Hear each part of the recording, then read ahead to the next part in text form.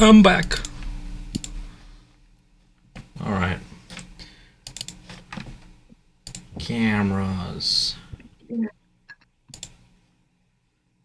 Lighting. Music. Action. Watch that. Are we actually keeping these on? Editor tokens. Yeah. Absolutely. Yeah. It's a requirement. If you're not about it, Julian, you fucking leave right now. Yeah. Quit being a bigot.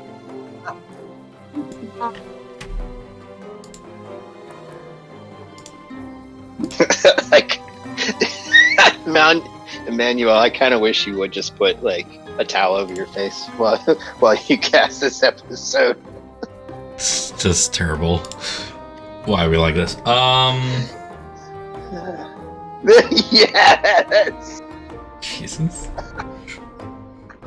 Tom, did you get that ridiculous rain this afternoon in the West End? Yeah, that's why my electricity went out. Ooh. I had to drive like 60 on my way home. It was like, you could not see shit.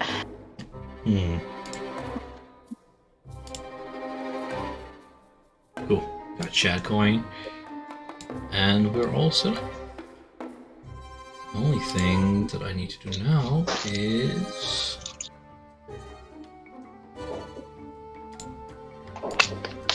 minimize you. There we go. So Nick, I don't have the great water spell for tonight. Yeah. I can get it for the next day. Okay, so... Go ahead. Picking up from where we last left off. You have exposed Lemil Wisp as a traitor to the Legion's false site. As a reward, Headmaster Grizz Alcatraz paid you 50 platinum pieces for your efforts to expose this sleeper agent of the Sentinels of Memory. He also handed you a satchel to be returned to Prolix, minus the Life Dome schematics and other incriminating paperwork planted by Lemil. In gratitude, Prolix lets you keep the Ring of Red Fury as long as you promise to share anything you learn about the ring's properties. Impressed by your counter-espionage skills, the headmaster let you know the Legions of Allsight will be keeping in touch, and in time send you to aid them and the Legions further, for they could always use more hands with their excavation efforts down below the city in abyssal depths of Kalmaro.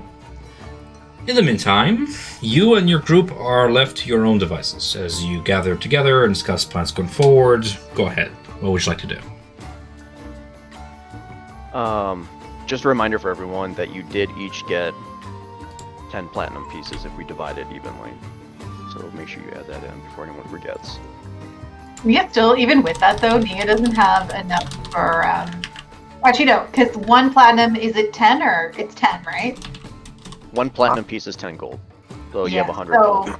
So even with that, Nia doesn't have enough for the group. Or I can help with your griffin. How much is the griffin? It's like 200 gold in total. Something like that. And each one can carry 2 people? It would move slower, but yeah, I guess, I mean, if Riot's carrying 2 people, then I guess each griffin can carry 2 people because it would move at the exact same speed. You can transform into a griffin? I can transform into a giant eagle. Oh, okay. How long does that last for? 4 hours. Whereas the griffin can go 8. I can use another wild shape spell slot to go another 4. So Riot can technically go 12 hours. Can you do that while in wild shape to just like extend your wild shape by another 4 hours? If we want to play it that I need to land, it's easy enough. Riot would know when his wild shape is going to be up. Okay. Yeah. Just so everybody can read wild shape if they want.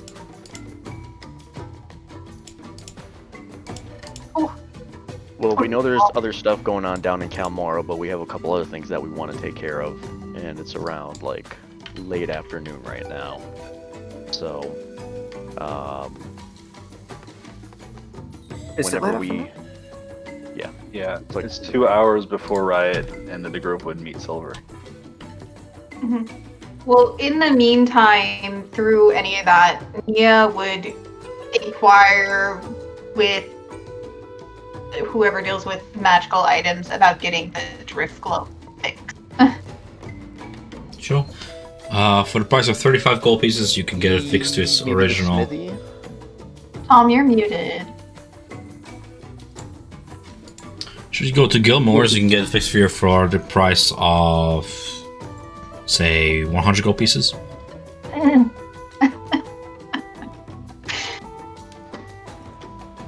Before that didn't sound so bad, but he has no money left. We're gonna have to pull Riot our will funds get it together. fixed for them.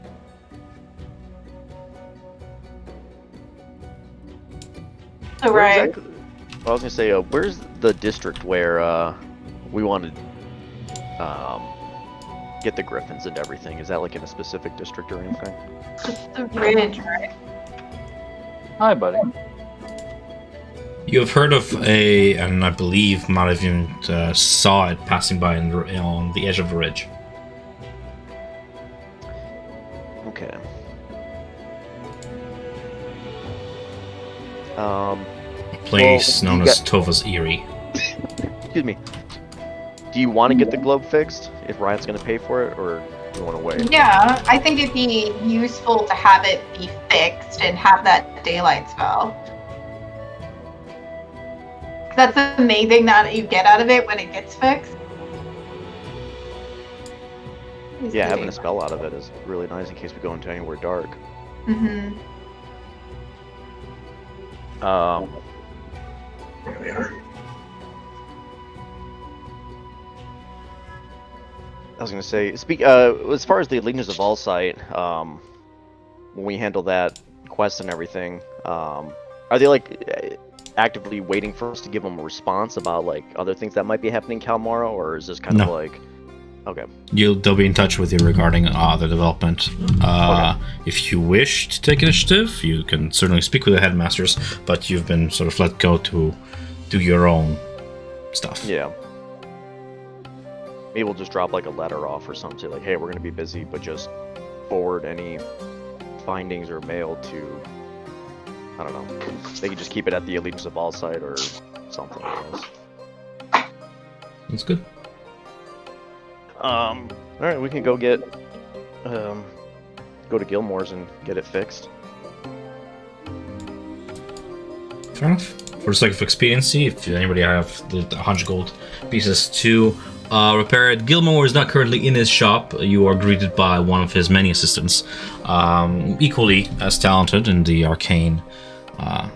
They'll be able to shape it back to its full potential. I've subtracted 100 gold. Cool. Drift Globe then. That's one word. Let me see here.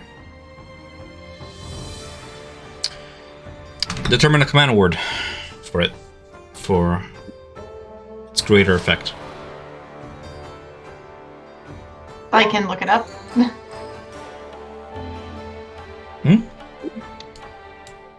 I'm asking you to make one up. Yeah. A command Like, word, like, to turn I'd it like- on, to use it. Illuminate. Sure. It's a daylight spell, so. Okay. Fair enough. So, with that being said, once used, the daylight effect cannot be used again until the next dawn, so make sure that you are aware of that. But yeah, you gain the use of daylight. Where do you head off next? Well, with the tournament coming up, if we want to dedicate ourselves to that, we'll need to give ourselves ample time. There's only, 12 days left? And this Something like outing that. will take about 8. And that's not To to get say there if we and back. don't... Yeah, 8 total for traveling alone. Who knows if we might get stuck there for a little bit, too. Or if we hit any, impasses. So, we should adjust according. But... Yeah, we just have to consider that. I mean, we got what, maybe 3 days. Think about it that way. If everything goes smoothly on the fly out, the fly back, say 4 days, smooth, and that gives us about 3 days to do what we need to do out there. I'd rather head back a day before the event so we have time to rest. I'm pretty sure that is the plan. Yeah.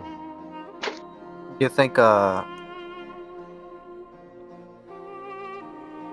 mind. Oh, daylight's a third Spit your level. thoughts out. Oh, nice. What are you thinking, Julian? Well, I was gonna say, you mentioned wanting to rest before participating in the tournament,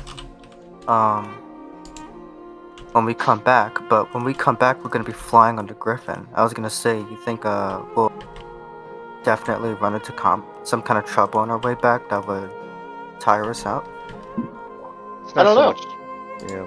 You don't know. That's the thing. That's the thing. You never know what's going to happen when adventuring. Sandstorms, any creatures that live out there might give us a little bit of a delay, so it's always better to play it safe, give ourselves a little bit of breathing room. And it would be nice to have 1 day of rest, so that way we can gather our thoughts, get our strength, and then we can also kind of eye out the competition a little bit more. Everyone will be a little bit more on edge, see what's going on, and do whatever we need to for his last preparations. But are we thinking about going tomorrow morning, or do we want to take a day? I think tomorrow morning is fine. Give us as much time as possible. Yeah, we need to have as much, like Julian just said, as much time as possible to get out there and take care of business. Yeah. I feel like since we got into the city, we haven't rested at all. But I guess that's what we get for being competent. What do you mean? We've a little R&R with the shopping, a little stroll through the city. We've done plenty of that. I'm ready for adventure. Yeah. Remember the city? That was fun. I mean, the festival? Remember the city? The snakes and sparklers. Remember? We had the No, snakes, and then we were There might be almost- monsters for Zeno to hunt while we're out there. Ones you might not have seen before. Yeah, something to expand your repertoire. Riot wants Yeah. to get skin from that Yeah. displacer beast thing. That's if we can even afford it, depending on what we even find. But it might Oh. not even be affordable. What was the name of that person that was gonna go with us? We should tell her that we were ready to Bardet. go. We would be ready to go tomorrow morning. That's on the other side of town. As far as getting all the information that we want, it wouldn't hurt to know if they have any travel pass or where any landmarks, maps, anything that we can gain from any of the local populace, like travelers, but also if there's any nomad tribes who frequent the city, they'll know more about what we're getting into. The land, climates, anything we need to be aware of. If we go out there blind, it could hurt in the end. We wouldn't be going alone. We'd be going with Leah Bardet. Yeah, I'm saying, like, as far as like any nomads go out there, they might know more than what people in the city might know. Little secrets or something. And where do you think we're gonna find them? This is a big city. I would say most of the I can't remember the name, but like the Mantis people, the what do they call them? Kreen? Kreen? 3 Kreen. Yeah, 3 Kreen. They might have a little bit more of information and everything. Bardet will have plenty, but if we want to arm ourselves, if you think we have enough, then it should be fine. And is there any additional equipment we wanted to get for desert exploring? I need to pick up some food for cooking, and I also have some worn scimitars we picked up from the snake people that we can sell to make a little bit of coin. Okay. Oh, and Nia wanted to pick up some regular arrows for her short bow. Because I believe we're coming up to the end of the 24 hours of the longevity of those poison arrows that she picked up. Although I suppose that was this morning, but it just means they won't be any effectiveness tomorrow. I think the arrows don't disappear. It's just the poison. It's no longer poisoned. They were really like not good shape arrows. Oh, okay. Although I suppose they function the same. I don't know if Tom would tell me that, I guess. So what would you like to do? Well, even with that, she only has 6, so I think she'd like to pick up like 10 or so. Sure. The local Actually- blacksmiths and fletchers would be able to provide you with any sort of weaponry, including arrows. 1 gold piece for 20. Assuming you have a quiver. Yeah, I have a short bow. Yes. Wait, quiver is what they're kept in, right? Correct. Yeah, I picked up a quiver with the arrows. Sounds good. How much So- would the warden scimitars go for, Tom? Let me look it up. 10 gold pieces each. I'll sell those. Done. They sell for more scrap than anything, but melted down, they'll be able to fashion those into something more usable. And we need to pick up some of those kegs.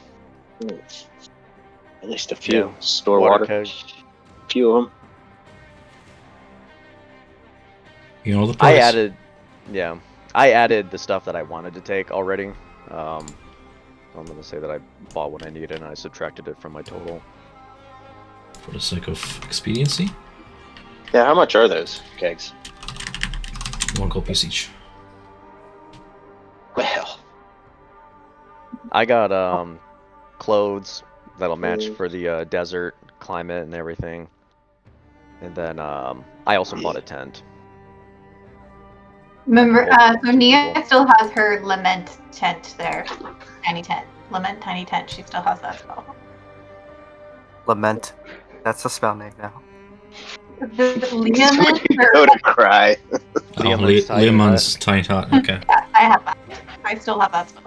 I had the I chance have to. No, that's not true. I did use it. Ryan and I used it when we camped in the River District. Sure did. I brought the tent just in case, like if we need it as a diversion or just use its fabric for anything or Yeah. something. Dummy tent. Yeah. So, Tom, question: how much would 120 gold worth of food take up space? That's a lot. Bruh. It's a lot of fucking food. Well, it's 8 days. It's like half of the amount of time. It would technically be 4 days worth of food. How much did you buy? I haven't spent it yet. 120 gold I like- worth? So what is it? It's like 5 silver times 6 people is 30. Why'd you silver, buy so- wait, that's 2,400 3 gold. portions? Oh, that's 3 gold. Oh, I did math wrong. Yeah, buddy. Oh, like that's a shit. That's a buffet. You're so already Super ahead, Riot. We're 3 gonna gold have an times all you can eat 8, every 24. day. So 24 gold worth of food. That's it. No, wait. I feel like I Cool. did that wrong yet.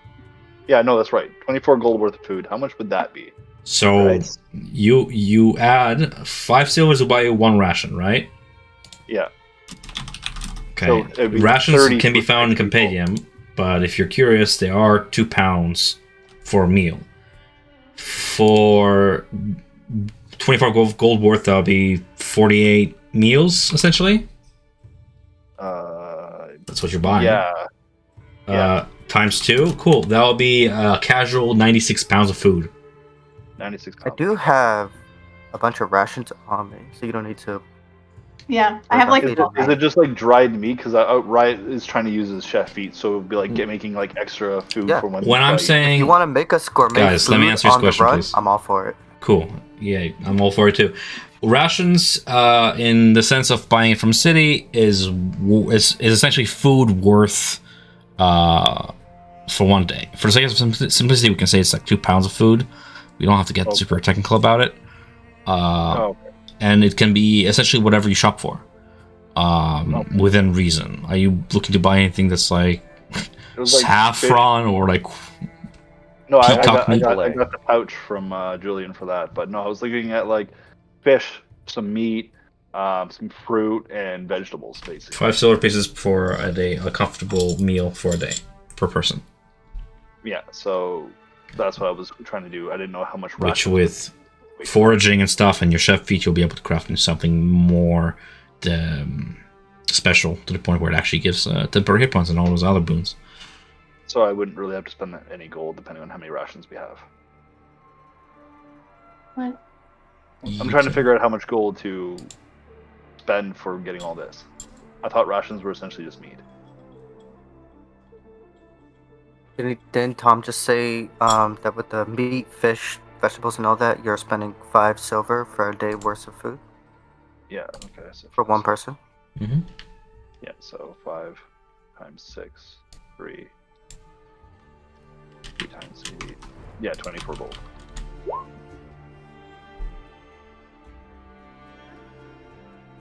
Sounds right. So 42. It's 96. If you want my tip, just put it at 2 pounds each and just put a number of meals you have on you. And there you go. It'll give you a total weight. Okay. Okay. Anybody else shopping for anything else? Yeah, I'm gonna get 10 of those 5-gallon little mini kegs. How are you carrying on? You said they were 1 gold piece each, correct? Yes. How are you carrying them?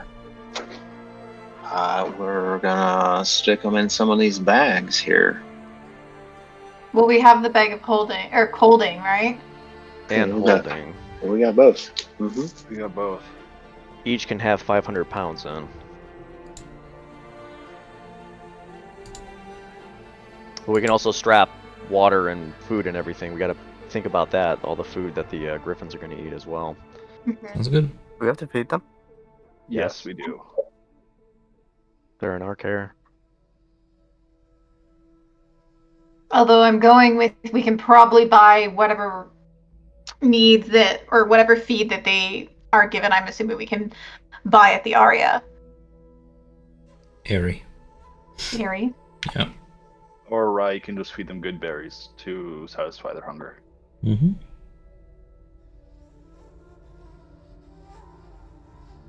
Which would be cheaper. Yeah, we don't know the cost of what they would eat. If you want to use spell slots and everything, that's totally fine. It's a I almost auto option. always have a level 1 spell slot though. If you use a level 4 spell slot for create water, how much water is that? 40 gallons.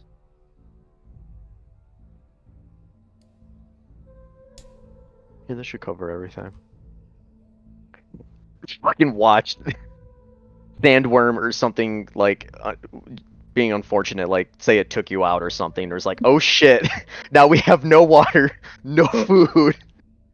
That would suck. We should probably divide it between Melina's bag and Riot's bag. Yeah, we can. It's almost like you wouldn't have to imagine, little Wayne, if you just went there and found out. I guess I can just ask. Yeah. Well, We then done? let's just- We done Yeah, buying let's stuffs? No more shopping. Yeah, I'm done with stuff. Can we? Go ahead. I was gonna ask. Can we expedite informing what's her face that we're gonna meet up tomorrow morning to go? What do You you just do say- exactly? Sure. message. Yes, we can. What do you do, Always. though? I need to know. Message Gonna Paul is the inform. tennis ball. Gonna inform her like, hey, that trip you mentioned going up north into the desert on Griffin. We're about ready to go. We're planning to go tomorrow morning. If you'll be there as well. And where are we meeting? Griffin Station? Tova's? Come, son. No. My group's gonna be with me. No, that's the name of the place. Tova's. Oh. Just the 2 of us. Come, sum up. I'll see you there then. Alright. Dun, see dun, you dun. there. So she shall wait for you. There. You guys wish to long rest at this point? Well, Riot's gonna go have dinner with his sister, right? Yeah, we just wanted to take care of like a couple things in the next few hours before we had to do dinner and anything. What else did you need to do? No, that was it. Like, whatever else, like, anyone else had anything planned, or just to get ready for the day tomorrow, get the griffins ready, make sure we got pricing ready. Well, let's actually go to the stables and make sure, like, we have our prices ready, because we need to know how much the griffins are exactly. Were we told they were 20 gold to rent? Something? No, they're not 20 gold. There's no way. They're like 200 gold. Yeah. Oh, And we were supposed to say Gilmore sent us, I think. Gilmore was the one who told us about the griffins, I believe.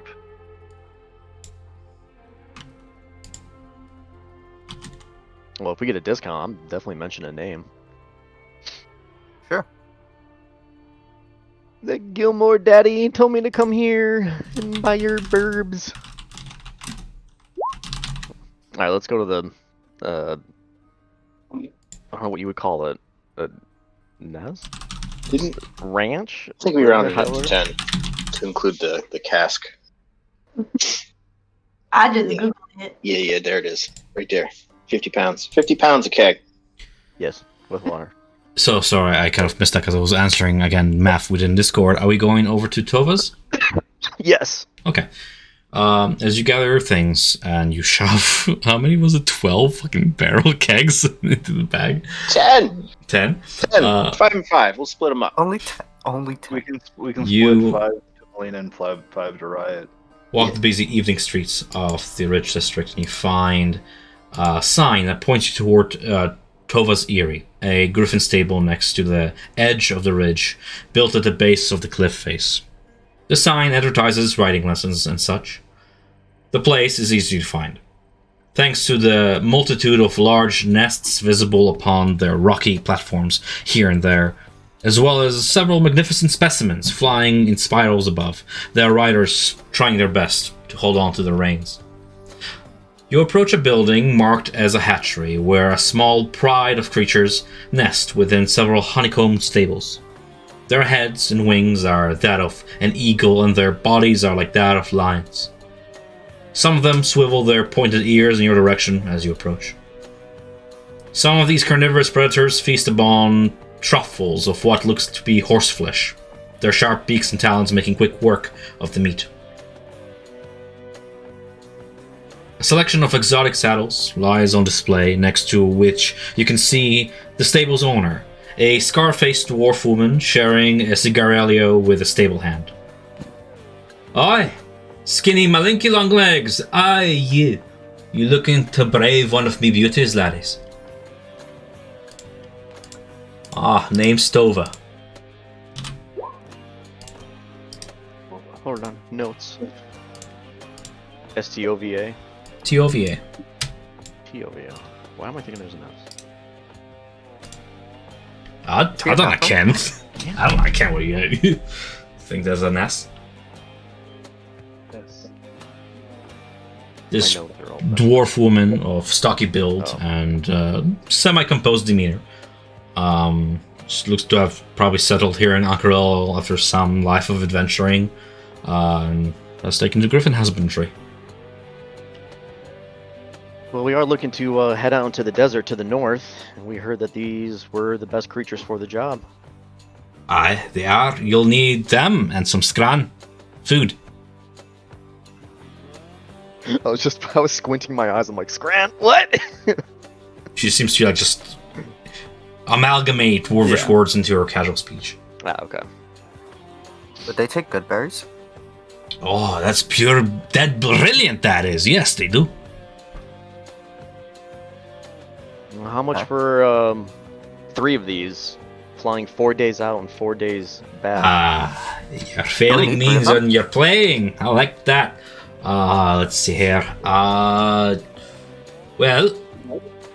you'll require some training, which is 50 gold apiece, she explains, to gain proficiency with essentially animal handling with griffins and vehicle handling with griffins at the same time, which is part of the process, sort of bond with the animal. It takes about a day to train. And then you can probably establish some sort of a deal with her, and depending on your destination, it will be around the realm of 200 gold pieces for an agreed upon two-way trip to any location in Akerel and the surrounding Rumedam desert. Of course, there's a caveat. Caveat? Caveat. Caveat. There's a caveat where failing to return by an agreed upon time with a live, healthy griffin is against the Code of Ord and earns one a very heavy fine of 7,000 gold pieces. Just So build in an extra day. Can a griffin carry 2 people, or only just 1? you can certainly try. They're built for it, depending on the people. Given the fact that I'll be carrying 2 people in my flight form, and we have 6 in total, we technically only need 2 others. So Aye, money a mickle, max a muckle. Small amounts sort of save up to big amounts, is what she's saying.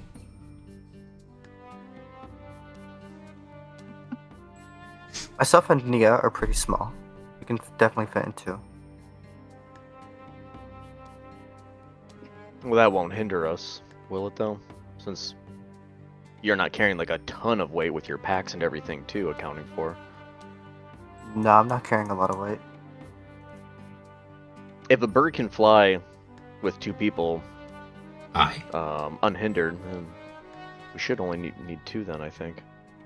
because it'd be Naya, Melina, and Julian riding, since I believe Zeno said he wanted to ride on my back.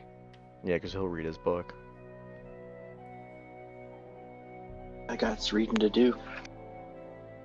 Tova explains that these birds are sort of accustomed to carrying only riders, not exactly beasts of burden, but if you should, you push them. Their maximum carry capacity is around the 5,000 pound range, and that's like breaking their back, essentially. So you'll probably be safer if you're traveling and you want to make haste, sticking to less than 160 pounds of cargo on each bird. Well, Riot's already going to be over 160 pounds with 2 people on his back. Well, that's right. Right, strong boy. Hold on, I'm reading. Zeno, how heavy is your character? I'm actually just trying to see where I wrote that down. I put 200. Oh shit. Yeah, Naya's not Yeah. light. She's Thanks. a lot of muscle. I think Silver might need to ride with Melina or whoever is going to be single. If I'm carrying Zeno. Well, I was gonna say we might have to get We can do some exercises. Because trying to put 2 people on one bird, if one like on average weighs between like 130 and 180, that's pretty close. 160, you're gonna reduce its speed here Right. by 10. 10.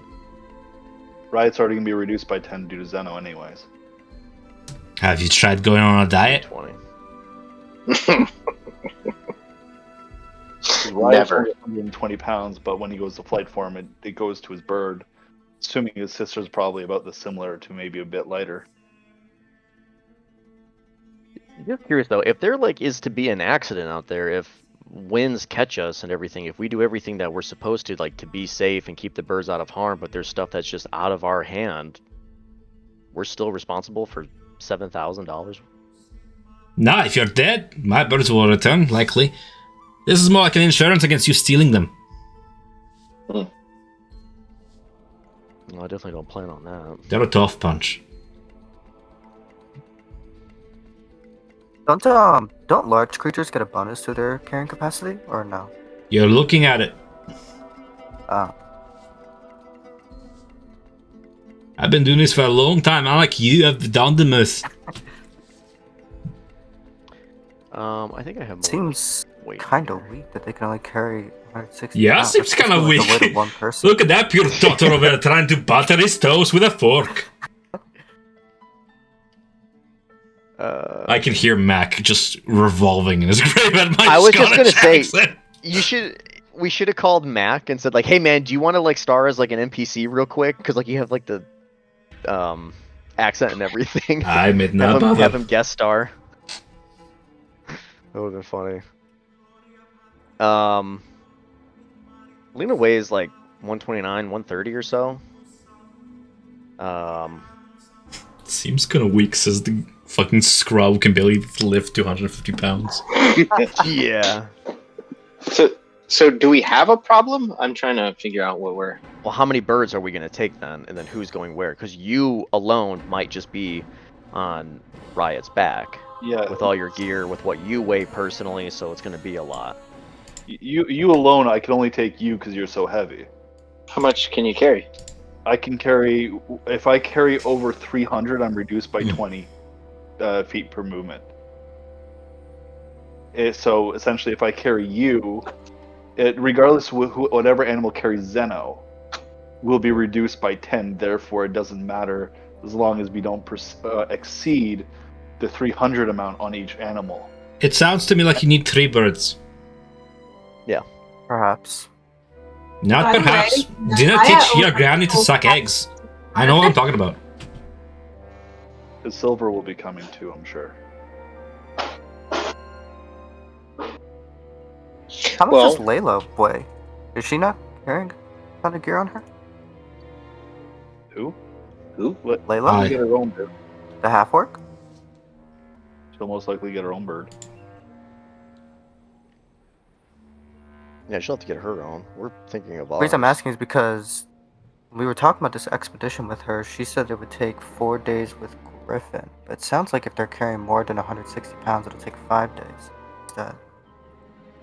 Yeah. Cutting down on the cost, like 4 days is what we're trying to go for. That's why we might need the 3 birds. Well, regardless, Riot will be reduced by 10 feet movement anyways. Yeah. Even if that's still reduced by 10 feet, but we're still getting there in 4 days, that's still fine, I think. Why not buy a 4th bird then? Well, that's a lot of money. And you're fur-packled. I wish I knew what you were saying. And I'm not going to explain what I'm saying at this point. What I'm calculating essentially is that each bird's carrying just about 200 pounds per character, per bird, will be moving at the same pace. I don't know how heavy Naya is. Julian's light. Melina's light. I'm sure Silver's light. Well, Julian weighs 140 pounds and he has 80 pounds of gear on. So you guys are at 220, and I'm sure Silver's probably around Riot's weight, probably lighter. So right there, you guys are both going to be around 240 pounds. Yeah. So I don't see the confusion why we need a 3rd bird. Naya's over the 160, so Dragonborns are not light Oh, you're creatures. 160. Yeah, we might need 2 birds then.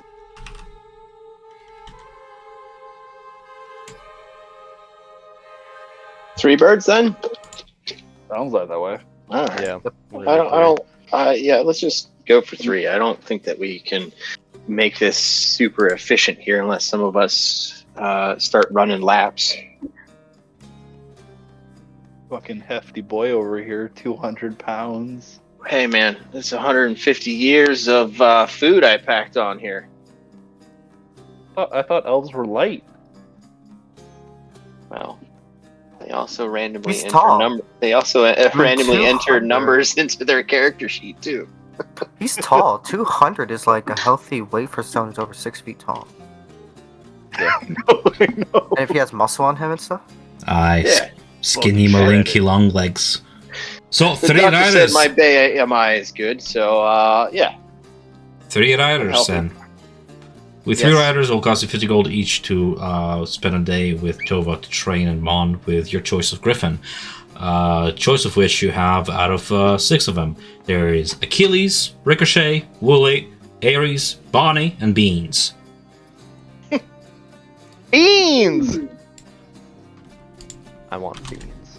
I just can't think of large creature when I think beans, because my stepbrother has a little tiny chihuahua that weighs 3 pounds and he calls it Beans. Beans is always a good dog name. It's a cool name. It's 3 pounds. All right. So we can Who are start- the 3 riders? Well, we're all gonna get training and everything on it, so we'll all be interchangeable. Just in Well, I case. think- And plus, it's a good thing to have, I guess. Well, I We have think Ford for all Naya of us. and Zeno have to ride alone.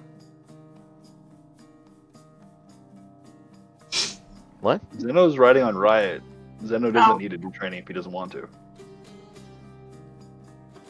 Yeah, save 50 I gold. might as well. But we're gonna have to- 50 gold just in case. We're Just gonna in have case. Yeah, we're gonna have to pool all of our money though together. So how much does everyone have? Yeah, I okay, already so- asked Zeno, and I have Julian's. For myself, let me add my numbers in. So who else? Who else training? I think everyone. Everyone, all 5. That's right. 250 No, right, gold, not. right? Right is not. Yeah. Okay. Cool. So it's 700 then total. 200 gold to train. Those of And you then- who accept the training, if you are, go for it. You first. I was just going to add, and then if I heard correctly, it's another. So that's just training, and then $200 for a round trip, or dollars, 200 gold pieces for a round trip, right? Yeah. Per griffin. Yeah. So you're looking at 800.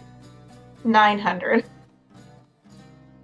6 plus No, 4, 800. 200. It's 800. Well, 50 times 6 W- for training. There's only Why would 4 of you us say- training. Oh, there's only 4 of us training. Okay, yeah. Yeah. Yeah. All right. When do we train? We have Now. to Learn tomorrow. how to right now. It will take a whole day. Hold it Daylight's now. burning. Daylight's Well, burning. should we jump on this? Take the opportunity now before we go see Silver? It's your choice. You can also do it tomorrow if you wish. I think we have to. Wright might even have to go by himself to this thing, depending on how long the training takes. Well, it's gonna take a whole day. Well, it'll bleed into tomorrow. It's already like 3-4 o'clock, and then we Is have it? dinner, and then we'll maybe catch up, come back, and then do whatever. But then that's only a few hours that we spent training. It'll bleed into tomorrow. I say we do it. Let's make as much most of the time that we have here, what we can. Because the sooner we get out there, provided there's no issues, the sooner we can get back.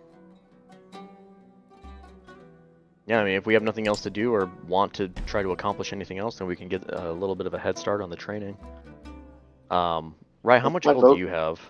Right, we'll just pull out a gold, 500 gold, and drop it down for you guys. Here's 500. Okay.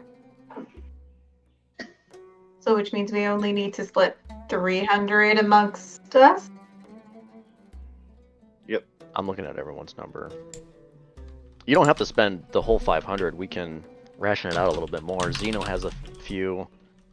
I have a little bit. I can at least give like Yeah. 130 or so. Comfortable. I have more money, but I have it saved towards the temple. Okay. If Yeah, that 110, that's everything she's got. Nia, not a rich person. Essentially, drop- what I paid for 2 griffins, essentially. I'll drop And I have a 250. third. I'll drop 250 on so that we can just be done with this. I do have a good bit of money because I am trying to save up. I'm trying to get that juicy what's it called? Universal solvent, the glue, famous glue. Trying to save up for some glue. But yeah, I'll drop 250 down. I'll do the It's last 2050. 50 then. Done. Boom. Okay, sign a contract. Okay. Would you like to apply for insurance? The insurance on your life. Insurance for the griffin. Okay. So for those of you who spend the time to train with them, you spend a better part of the day into pretty much dusk. First train on the ground, just like those of you who have never ridden horses before. You get the basics of rein and the basics of taking care of barding, which is armor for your mounts. And sort of trotting them around on the ground before eventually, like maybe an hour in, you're finally brought to flight, to fly along the cliffs from platform to platform first, and soaring between the nests. And as you do, Tova, clearly a lover of this husbandry and this art of raising these griffins, tells you a little bit about them, the art of hatching them, raising them, bonding with them, the amount of time required to bond with one truly, which unfortunately you would not have in this day alone. And these animals will keep an individual personality that's sort of unbound to you, but loyal enough to stick with you up until a certain threshold of danger, essentially, where self-preservation will kick in. But you'll get your money's worth in terms of travels if you keep them safe. So those of you trained, go ahead and add under your proficiencies animal handling and vehicle handling for griffins. At the same time, as I understand this, Riot, you wanted to go meet your sister. You're not undergoing this training, right? Yeah. Okay, so we can definitely get that out of the way now if you want. Sure. Okay, no problem. So as the rest of the party trains, you take the stone-laden path that winds past the green glades and flowing river canals as you make your way toward the gargantuan, polished glass dome in the river district. The Life Dome's entrance is open. Past it, you see the verdant junglescape of fern, bark, and murmuring waters, veiled in a smoky haze that seems to make the garden shimmer and warp with these vibrant hues of blue-purple. Someone has hotboxed the dome in stewed incense. You see two silhouettes lounge at the edge of the central pool. As the smoke clears a bit, you recognize Carly Ale Krugen, the gnomish supervisor of the dome, lying down in a half-asleep stupor. Next to him, a second figure lays relaxed on her back, staring at the glass ceiling and clouds beyond. The catfolk woman is adorned in a fancy cloak patterned in a psychedelic dreamscape pattern that blankets her dark fur armor and a serrated nine-tail whip at her hip. In one hand is the mouthpiece of an ornate water pipe. In her other hand is a plump peach rimed with frost. She partakes of both with purring pleasure, exhales a puff of swirling smoke, and smirks as you approach. We got tired of waiting and deciding to pass the time. We partook in a little bit soon. It's nice here. Quiet. Your sister seems at ease in this peaceful location, and Krugen appears to be near catatonic, allowing you a chance at discreet conversation should you wish. So, what was it you wanted to talk about? Well, first of all, given the fact that you've partaked in some food, Riot will reach in and pull out like some baked sweets that you used to like as a child. Ooh. She partakes, clawing at them one bit at a time. They're sweet honey cakes. Hmm. And I also have something for you to make up for all the years that I went missing. More than And honey Riot cakes, I trust. It's a little bit more than the honey cakes. Riot will pull out a box that he had wrapped in. It was wrapped in green grass and has a blue flower basically on the top of it as a bow. And he would hand it to her. What's this? And why don't you open up and look at it? It's something Mom always said to you. She takes out like You're always a tiny star. she takes out like a locking pick and like shoves it like under the lid, just checking for traps. You never know. And she opens it. What's inside? What am I looking at? So you're looking at the sky blue Calistine. A silver chain. It's beautiful. It is a start to making up for all those years, but there have been such long years. I guess we'll like pick up for one of them. Keep them coming. And she happily... Riot's gonna tilt his head and be like, you know, that's about like a couple of years worth of coin there. That should make up more than just one silver. Besides, I did give you that cape. Yes, and you did lose me that jewel. Speaking of which... Well, besides the jewel, I actually come with a proposition with you for you. To make up a little bit of coin, perhaps, that you lost. Ears swivel, she listens. We're going on a treasure hunt. Up north in the sandy dunes, and thought you might want to tag along. I look for simple solutions. The world's full of tough problems, but a well-placed thievery solves some of them, and this is... No adventure comes without risk. What's the catch? Catches don't steal from the people they are going with, who you originally tried stealing from. If you don't steal from them, they won't hurt you. I'll make sure they don't. But in this little treasure hunt, supposedly is a lost area, a lost place, undiscovered. So we're going in there to see what we can find and haul out. Right, you're being awfully vague. I don't need friends. I need allies. What can you do for me? I can get you some money. That's what's up here in the north. Money, items. I will go, because I want to. But I will warn you, I complete jobs. Collateral damage isn't really my problem, so you'll just have to flow with it. Coming from everything that I've gone through as well, that's normally what it's been. Except for family takes care of family regardless of what goes on. Know that. You will be fine and you'll become back safe. And I have always seen you as a family beyond that. Ally doesn't mean anything to me. Family means more. You said we. Who is all we? Those other ones with you who have sabotaged my mission with the jewel? To be fair, you were stealing from them and me, so we didn't sabotage anything. You just failed at a mission there, Silver. I wouldn't call it fail. I lost one round of a big game, for crime is a game, and I play to win.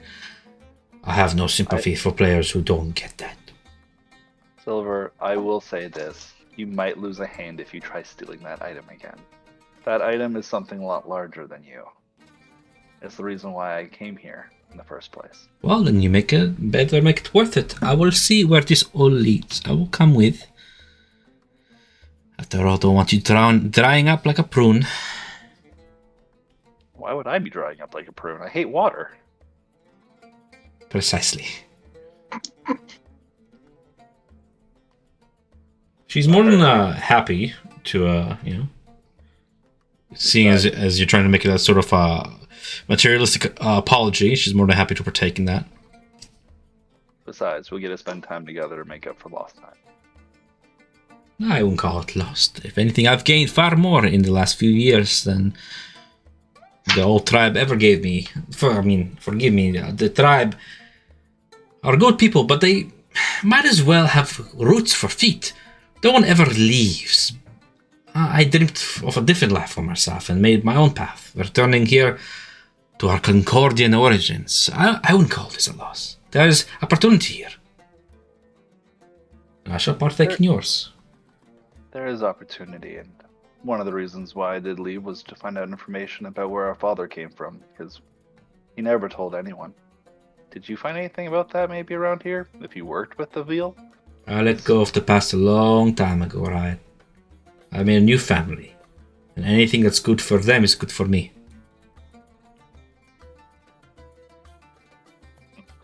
Well, all I can say to you, Silver, is that the past defines who we become.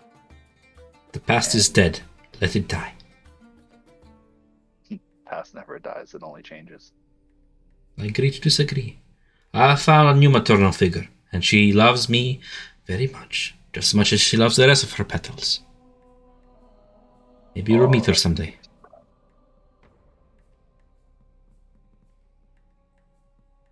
Well, I see profit in this. Where shall I meet you and your party? We're going to be at the Aviary, picking up griffins. You'll be riding with one of the other ones, most likely. Joy. I'll introduce you to them. Come down, I'm assuming you say, yeah? Yeah, Dawn. Whenever they be finished their training. Oh, we're going now? Sure. No, whenever they finish their training. I don't know if it's... I thought it was in the morning they'd finish. No, they're not gonna train all night. No sleep. Hardcore. Tova's cracking the whip. She's like, fucking fly. Just expedite training throughout the night. Very stunning. No, they'll train till nightfall, and I assume the group agreed to meet Bardet come dawn at the Aviary. So, whenever you wish to group up, you guys will make that sort of bargain, no problem. Anything else you wish to do here in the dome as you guys spend your time lounging in the suit smoke with some sweet cakes and shinies and watching Krugen half drown in the pool. Drown in the pool. Rye would just do idle chatter, talk, say some stories, hear some of her stories, kind of catch up on things he never knew, what she did, some of her escapades that might have gone very well for her, or things that didn't go so well, like the jewel. Without being too much to incriminate herself, just in case anybody's listening and looking at your badge of the Allegiance of All Sight. That's like underneath it. He has a whole like illusion over top of him. That's not even showing. Fair enough. Still, she won't say anything to incriminate herself, but you get an idea that she has spent some, 8 years here making a new family, a new material figure all throughout, and sort of profiting off the various rivalries, never really sticking to one faction per se, acting like a chaotic mercenary of sorts. She shares a bit of gossip, telling you that if you wish to undermine, for example, the Vermilion Dream or anybody like that, she more than urges you to seek work with the Madam. The lady she spoke of to you last time you guys met, seeing as she can benefit from those willing to work against the Vermilion Dream and redirect their smuggling efforts of goods toward what you assume is the Veil. Right, we'll even say that the Vermilion Dream is not a friend of ours. In truth, one of their members attempted to kill all of us. So it is why you don't make friends. You make allies. There is a difference. You only make connections that give you something. In return, never get attached. Attachment is part of life. Feelings and caring is also something I've learned. I used to be cold and shut off from everything except for now. Now I'm learning to have my emotions again. Perhaps it is dangerous, but at the same time it makes me more effective at who I am now. Mm-hmm. Hence why I would like to have you as my sister again and not just an ally. Family is different. Family is thicker than water. And Exactly. water is expensive here. Oof, it's expensive.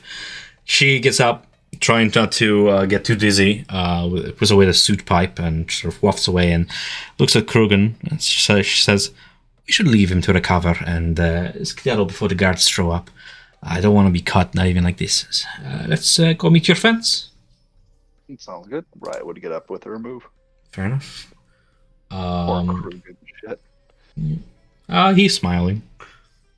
Yeah, he's gonna get incriminated for smoking suit in the life dome. Mm-hmm. As you guys walk the river district and toward the upper Sunken Bazaar and toward the ridge back toward where your party is, she stops very briefly to shop for a few what would double as thief stools, various ironworks and thin pieces, sort of preparing for the journey ahead, rope and such, other things that she's sort of preparing herself for. This frankly vague job you described to her, but she's preparing for like a sort of getting a kit of hit all. And you can tell that she's not looking for like any shoddy makeshift thief stools. She needs everything involved in her work to be perfect. Done with that, she follows you throughout the Sunken Bazaar toward the rest of your friends, where toward dusk they, upon their sweating mounts, halfway to exhaustion, are finishing up their training. The only thing that I want to ask you guys is 3 mounts. Pick from the least of names. Oh, what were the names again? Beans. I think I remember Beans. I just remember beans. And get the 2 other Greek god ones. Ares and and what was it? Achilles. Ares, Achilles, and Beans. Ares, Ares, Achilles, Ares. Beans. Beans! Just one of them just sounds like a lazy eye. Yeah. An A, It's B, like B that. group. You ever see that meme where it's like the 2 dragon heads and the one's like all derpy? Yeah.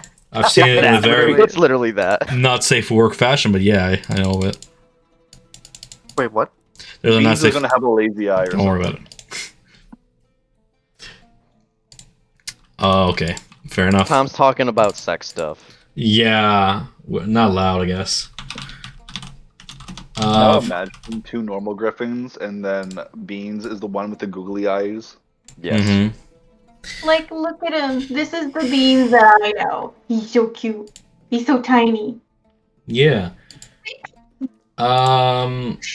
Anyways, so with your train done and your mount secured for you to pick up whenever you're ready to apprehend this journey, what do you wish to do?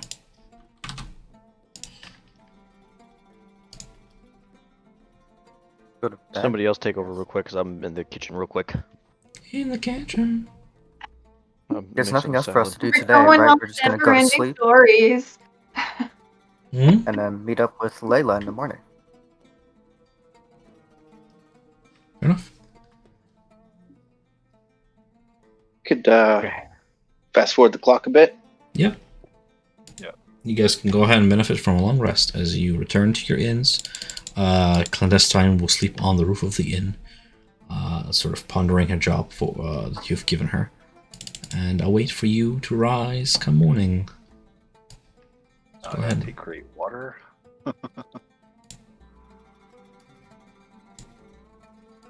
Let me redo. I imagine it would be I imagine you wouldn't even feel hot while riding griffins. It'd be very breezy. Like, you guys ever ridden on motorcycles like that? But Yeah, it'd be kind of nice. So we need these griffins for 10 days. So we're now the 11th, I believe. And I believe that the tournament's on the 22nd, right? Yep. Yeah. So we're gonna, if everything goes well, come back with 1 day to spare. cutting it close. Mm-hmm. Goal. One thing during that long rest, I spent 4 hours reading some more book material. The manual of quickness. I'll go ahead and deduct that number off there. Manual of quickness. Okay, 39 hours left. Oh, was there any more disguises that you guys wanted Nia to work on to add to our growing costume collection? You have time to work on it. Well, she doesn't during a long rest. Just 2 hours to spare. If she wishes to make a costume within one of those 2 hours, she can. Any suggestions? I'm So trying to currently we have like a really like dark kind of occult looking outfit, and then we also have a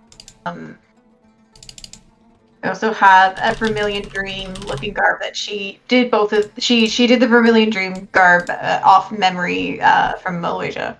So Off the Can you top of my head, I make me- can't think of anything. Oh, go ahead, Julian. Can you make me some kind of like skin mask what? so that I look like a regular elf? Tom, and I do that with her disguise kit. I mean, yeah. Yeah. I'm gonna commit whiteface. What would that cost? Like, what kind of material would she use, honestly? 10 gold pieces of material to make him a white veil. Making his using makeup and other fabrics and a wig. Sure. Add it to the list, and when it's done, it goes into the bag of holding for the other costumes. What is it Thank made you, out of? thank you. He wants a skin mask. He basically wants to pull a Dwight Schrute. That's what I posted in chat. Like Hannibal Lecter? Is that what you're pulling off here? So just remember that, Julian. That's where it is. Okay. I would like for it to be realistic looking though. Buffalo Bill in Not the trying house. to. Don't want it to be obvious I'm wearing a mask when I have this thing on. It's made when you done it on and you apply the makeup and everything, you'll be rolling me for deception. I'm just imagining Julian wearing literally another elf skin right now. So, with that nightmare done, anybody else wants to do anything for their long rest? Oh my god. Oh, I was gonna say something, but we're recording. Never mind. I'll take the silences now. There you go, Julian. I Um, put it in there so you can see what you need to roll.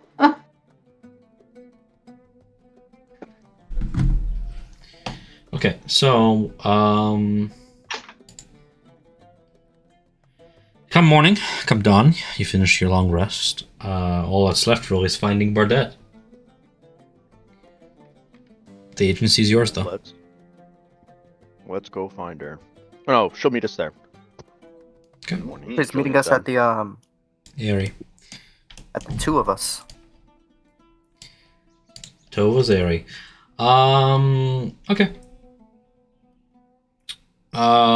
Just reading ahead here, just go sort of see.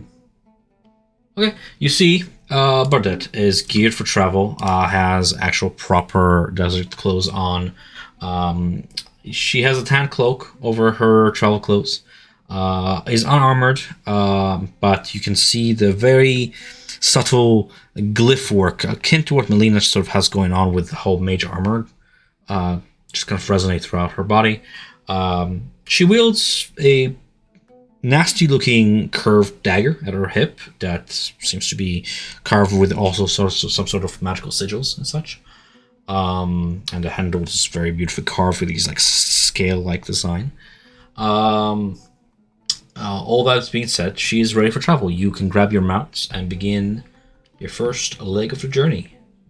Just really gonna ask like anybody has any last minute things you want to do in town, because once you leave, you leave. That's food. Oh, I need climbing gear. You can get Nick, For that. What? I estimated that each garb is 3 pounds because that's what common clothes are. So I have 9 pounds for the 3 disguises. That's in the bag of holding. I added it. How much would Yep. just be pittance? Because I have a hammer and rope and everything.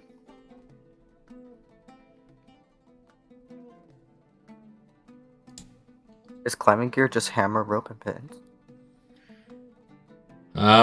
just like little pittance, 5 gold pieces. There we go. For like, what, 5 or 10? Enough. Okay, pittance. Yeah. I will. Enough. Thank you. That's gonna be important. I'm gonna bring this up later. Mm-hmm. Alright. We're gonna need like 50 pittance for something. It's like, how many do you have on you, Tom? You said we have enough. Within reason. Use them as throwing shurikens. Exactly.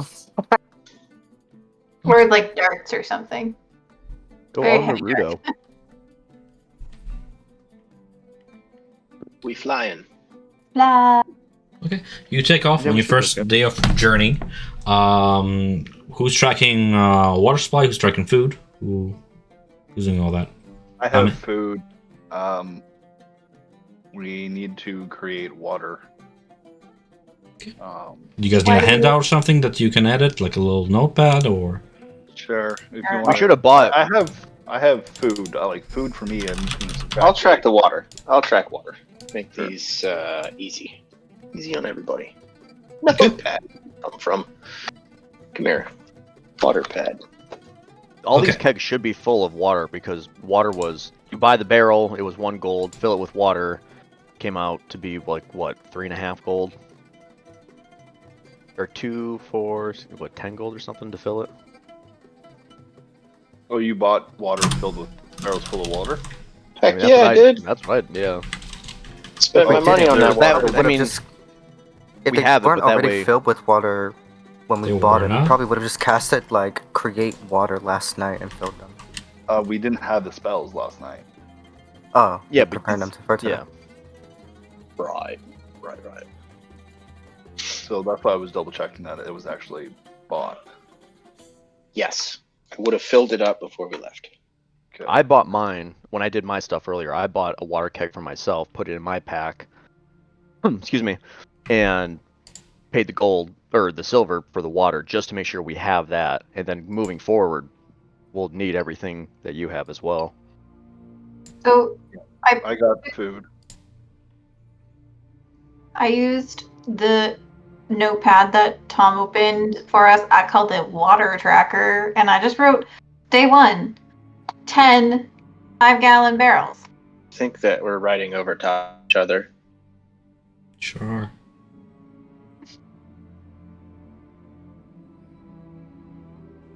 All right. Are you tracking the water or am I? Because I don't want to step on each other's toes. Well, you guys are figuring out how much water you have. I'm going to wash them. I don't mind doing it. All right, you're on water duty. So long How as much someone water are we tells me drinking each day? when we use the water. Because otherwise, how much water a day do we use? Has Tom told us that? Yes, he did. Why don't Two- you let me track the water? Because I have it all in an Excel spreadsheet. This might be easier. That's awesome.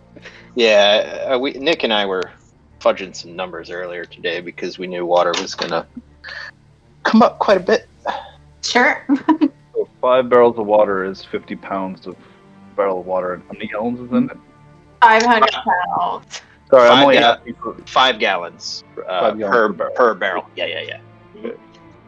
50 pounds, 5 gallons. Sorry, I'm just putting in the bag of the bag of holding just so I know how much I need to use for spells. Right on. Sorry, I had to step away for a sec. How rude. No, I'm assuming well, I bought water in my barrel, knowing that we were going to go into it and that we didn't have these ready. Then did you add water to all your barrels? Like, did you put some Yes. for it? Yes. Okay. Figure it out. Yeah. I'll Yeah. track food. Sounds good. Anthony has an Excel sheet for water. Excellent. Beyond the city walls of Ankarel, the Rumedam desert stretches toward a distant horizon. Before you is a landscape of sand and flat, cracked earth, baked by harsh sunlight and dotted with cacti, tumbleweeds, dust devils, and crumbling sandstone rock. Wind-worn rock formations, canyons, and faded tracks, half hidden in dead grasses, mark the unpathed trail to your destination. Occasionally, you pass by lone brushes of vibrant desert blooms. The whistling wind howls as occasional gusts and swells quieten. Above, you see carrion birds caw and squawk as they flutter in shifts of feasting flocks gathered around the occasional carcass or the unfortunate wild dog or antelope that collapsed under the sun. These oversized vultures watch you as you trek on, awaiting their next meal. Change your music a little bit here. Oh fuck, I forgot. From time to time, all falls into heavy silence, in which you hear only the sound of the flapping of the wings upon the wind. The air is arid, dust coats your goggles. Your own sweat beads and stings your eyes. You smell the dry, baked earth and the body odor of your nearby companions. Your mouths feel dry as grit settles on your tongues. You cling to your flasks in which slosh warm, flat canteen waters, tasting of copper and the bitter taste of insects constantly finding their way inside. 4 hours into your journey, you make your first occasional stop, giving your mounts a bit of rest. Bardette shares her rations of stringy wild game, hare, and rat meat, and a fistful of tough, salty hardtack that briefly satiates some hunger. You guys have a moment to yourselves, maybe half an hour before you pick up onwards. 'Tis midday. Guess right. We'll get out of his bird form and have some water.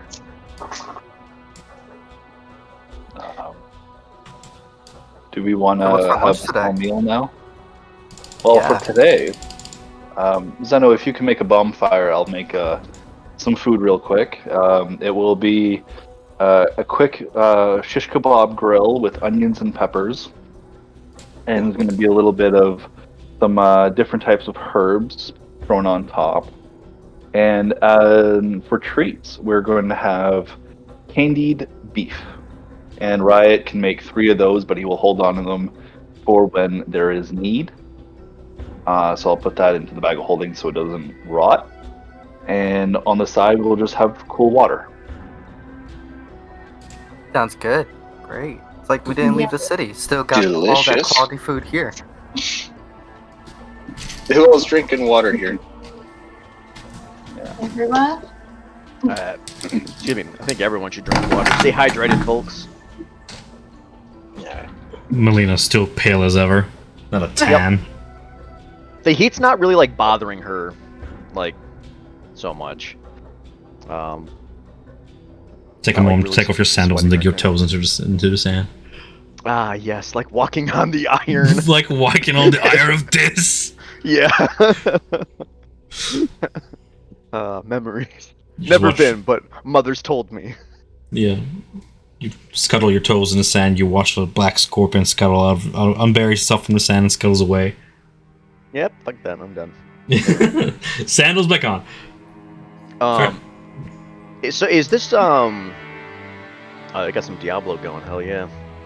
The desert where we're at, is it just oceans and oceans of sand, like how it would be like in the deserts in the Middle East, or is it more of like it's all like it's desert, there's sand, but there's like there's rocks, there's like that hard dried like soil on top that's all cracked, cactuses? Is it like New Mexico, Arizona-ish? Definitely a variety of landscapes, especially toward the horizon. You can see verdant mountains and such.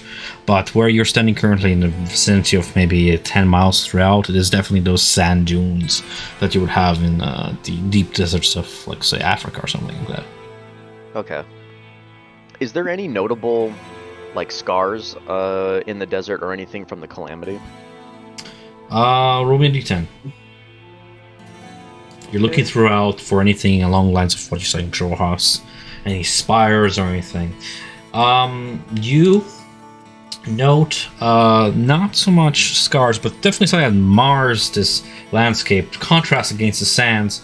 A patch of thick, leafless, stemmy plants that from where you can see maybe like a quarter mile from here, they look like these prickly, spiny growths that grow in a grove maybe, say, like a quarter mile across.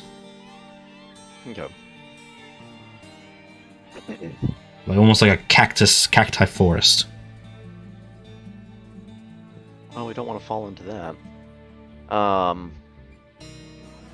Pulling out the small vial that I had from before when we were down in Betrayer's Rise, I want to be able to take that out. That has like the dark liquid, like the blood kind of looking liquid from that fountain. Star War, yeah. Yeah, and I want to be able to hold it up and see it and kind of trace through the sky, and wherever, and see if we're gonna run into Ruidus. Well, running to Ruidus. You scan across the skies, and you can see that through the water, the bright blue skies dim into a shade of twilight, and you can see the stars. And finally, though it is deathly pale in this day hours, you find the faint vermilion moon, and it doesn't seem to flare. Okay. Is there like a given timeline, like where I can think where it might? Am I able to like predict where it might? Ruidus does not have phases. Okay. Katha is predictable. Katha is the one that gives us the Yeah. measure of time. Ruidus is almost like its own animal. Okay. I was just checking to see if it like Seems aligns or something. quiet so far. Doesn't seem to be boiling or what's the word I'm looking for? Flaring. Okay. Okay. I'll be sure to check this like every day or something. You can see from that patch of cacti that you spotted before, it's an interesting climate event going on. The evaporating vapors from this grove form almost like their own big old cloud above this, forming like, almost like a semi-shade. And it's maybe natural, maybe supernatural sight to you, but it's almost like a halo above it. Cloud halo. Okay. The rest of the party?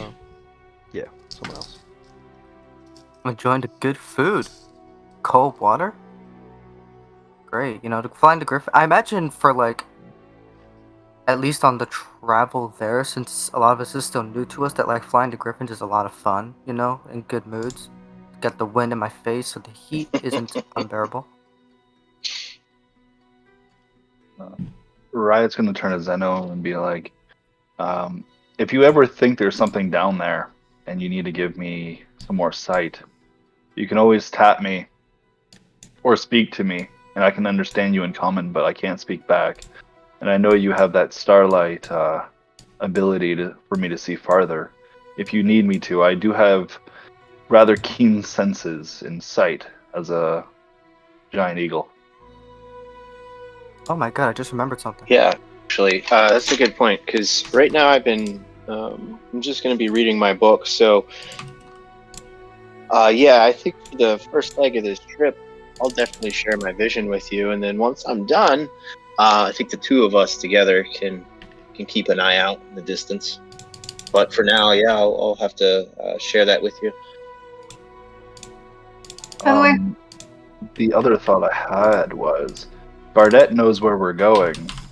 Perhaps if Julian is able to tell us if we're going off course, because we can lead, because we'll have the better vision, Julian might be able to talk to her to relay to me where we need to go, if we're changing off course or not. Also, it would keep us all in communication, so if we do get spread apart, we'd have a way to Like find in a each other. sandstorm or something? Exactly.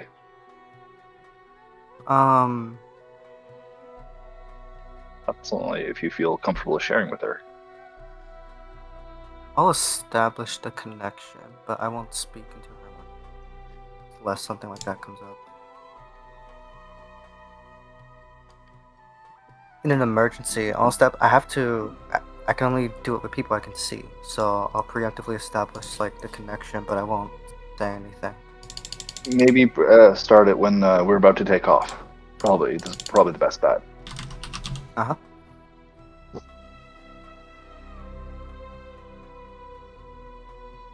Ready when you are. Just giving you guys the opportunity to have campfire time, to rest before you continue on your journey. Right. I just remembered something. Here, out in the desert, there aren't really any surfaces to draw on. So, those symbols that I've been carving in alleys to my patron, I can't really do that here. I don't know if he would accept just drawing it in the sand. how about a Tree. tree? Are there like dead trees around for me to do that on? There are live Top trees right around. corner. Okay, yeah, well, just settle for. Yeah, that works. Never mind then. I thought I was surrounded by just sand. You were too zoomed in. Yeah. So if ever we need it, up to 2 times a day, because that's how 3 times. That's how many third level spell slots she has. When we take breaks, if if it's either really hot or sandstorm or what it would be, Naya can cast her tiny tent. It would fit all of our companions, but it will not fit the griffins. The griffins are large creatures and therefore cannot be in the tiny tent. This right now I think is just a 30-minute break in like the middle of the day, yeah. but we'll definitely use that later tonight when we're sleeping. Right, we'll take the moment to look at everybody and say, this is Silver Feather floating. And this is Zeno, Melina, Naya, Julian, and Leah Bardet. We're all Hey. the ones going as the group. I'm sorry about the green flame, but I mean, you can make up it for me. You can make it up for me with whatever it is we're doing here. How about a 20-80 split? surely in our favor, right? No. No, not that sorry. You look healthy enough. You're fine. You recovered. Bygones be bygones. Bygones be bygones. Julian, as you're covering up the tree with your weird ass symbol, you note that the tree bleeds sap, translucent in color, semi-viscous, like can be perhaps gathered in a container should you shave off the bark more. Ooh. I have a container on me. I'm looking.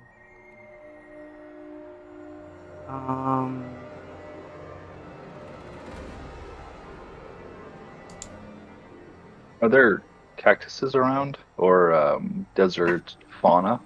Big old patch, maybe a quarter mile toward where Melina first spotted it, and Oh, not walking that far. I Yeah, do let's close those have. out.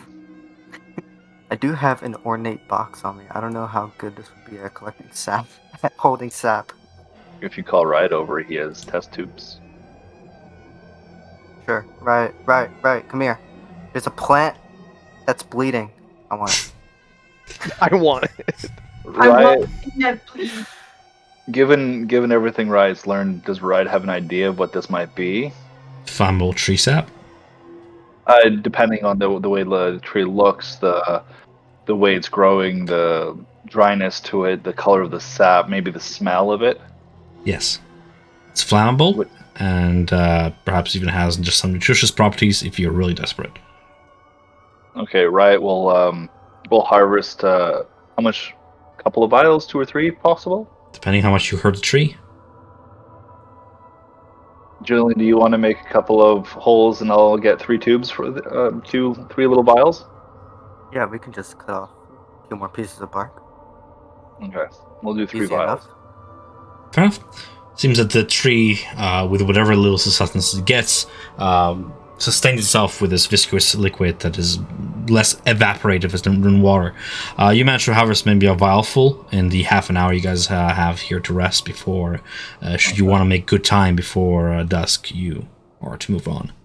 Alright, here's 1 vial for you. I believe it's flammable there, Julian. So be careful. Oh. Okay, thank you. Do you know what it is exactly? What would, if I, can I drink this? It's sap. I wouldn't suggest it. Maybe if you really needed to drink something, but I would probably avoid it. Just try it, But find out. Just But, trying to find out.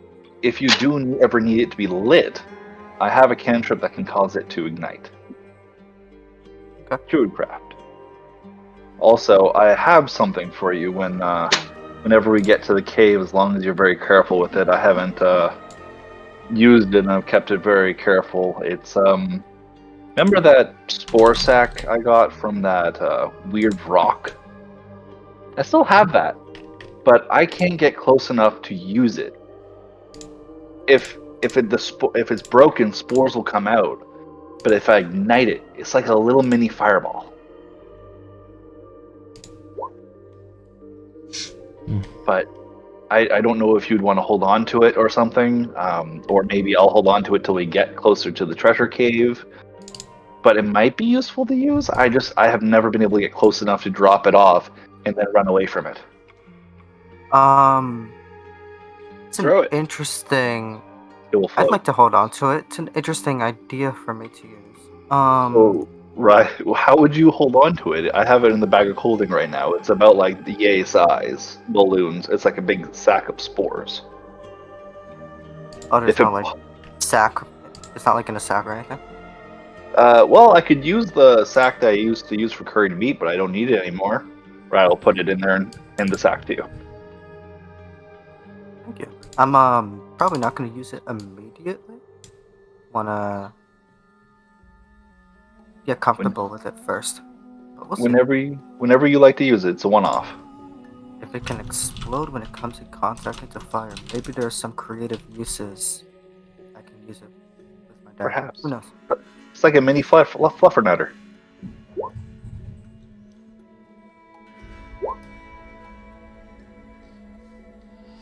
I'm gonna make 10 gallons of water.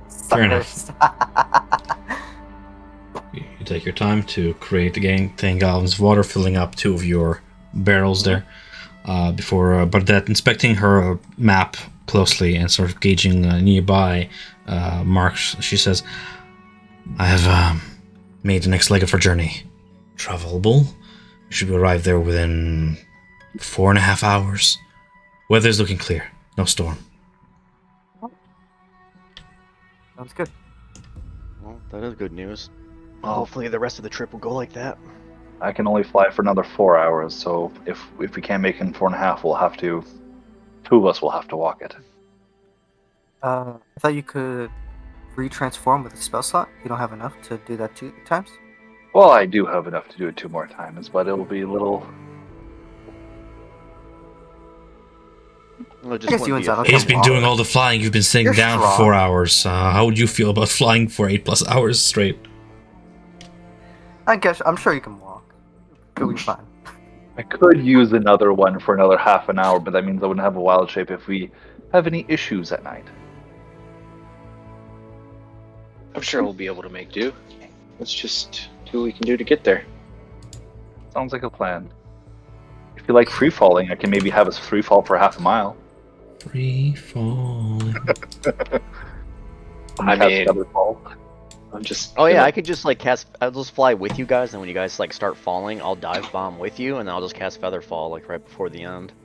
Well, I got the immovable rod. I'll just hang out, 150 feet in the Gives air. you Good another dangling. like You could. eighth of a mile or something during the fall. That forward momentum. With feather fall, we can definitely fall fast enough going a half a mile. Yeah, there we go. We'll glide on in.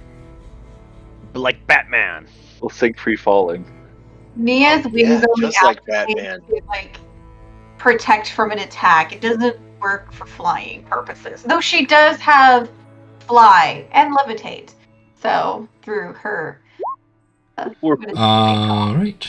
Good spells. free falling, and she casts levitate, we just stop. Just stay in one spot. Before we wrap up, I was gonna say, if while we're eating the meal and everything, Lena would comment, the meal tastes delicious. It's great to have this. I guess you would say maybe creature comforts from the city coming along with us, not having to just rely on dried nuts and berries. Did you use like all your own herbs, or did you use the that pinch of that salt, or not salt stuff, the Haversack. yeah. I use the pinch of the spice pouch. Yeah, I used that's a bit of pepper. I used a bit of a little saffron there. I used some thyme, and I just added a little bit of here and there to spice up the meat a little bit. And if you have a certain seasoning from home you would like, I know you said you're from a little mining town south of Rexentrum, but if you have some type of dish that you would like me to make, I have some meat. I got some chicken. They only had a little bit of lamb I could find. I don't know do you have a dish you would like me to make for dinner? I'd have to think about it. I haven't had mother's cooking in so long now that they moved back all the way to Tel Dore. But I'm sure I can think of something. Give me a second to go through the archive of my own recipes. No worries. As far as then you should make like little gestures about the food and everything. Small little banter here and there. And then she would direct her attention towards Silver and say like, I'm glad that you are able to reconnect with your brother, though it's kind of in I'd say maybe more of an awkward way. I'm willing to let the past Why do you say that? be what it is. Well, I mean, I tried to steal from you, and we're trying to murder. Oh, hey, look, my sibling. You tried to murder me? I didn't, I didn't feel it. Neither did I. but no, just making banter about that and saying I'm glad that you guys were able to reconnect, and that I'm willing to let whatever happened, stay in the past. But how come when you two grew up, why didn't you stay with each other if family's so close and everything? After the loss of your parents to the bugbear, what caused you to deviate?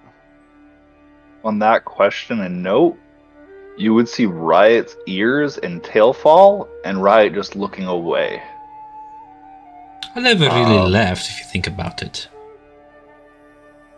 I mean, I have people who depend on me for money, still in the tribe, and they don't know how I get it, but they get it. They don't need to know what I do.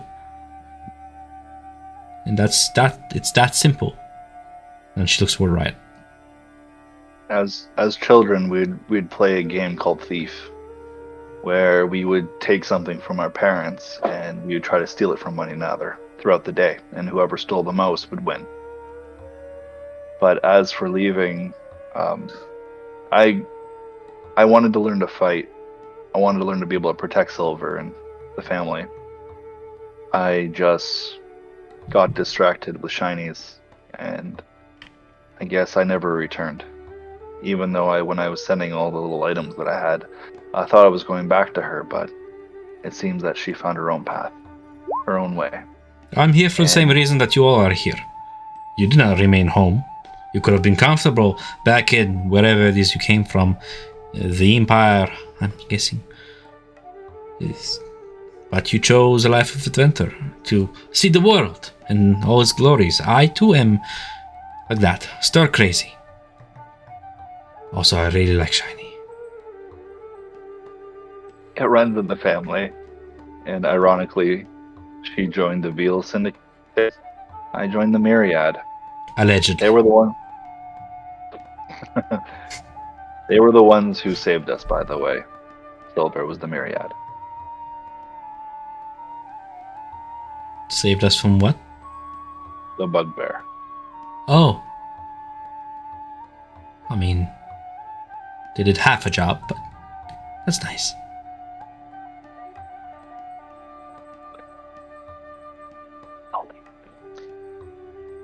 Gauging her body language, like in the way that she said that, is it more of like a dismissive thing, or is it more like she just doesn't want to remember that? It's a coping mechanism. Okay. Like, is she just being defensive and everything? I mean, like, her parents died and they were not saved, and that's a fact. She's being problematic about it. If she's making a joke out of it, that's a defense mechanism. Yeah. Everyone's different to how they do stuff. It's been 8 years. She's just learned to cope. Maybe not a healthy way. Seldom do. We should get going before it's like a sandworm gets us or something.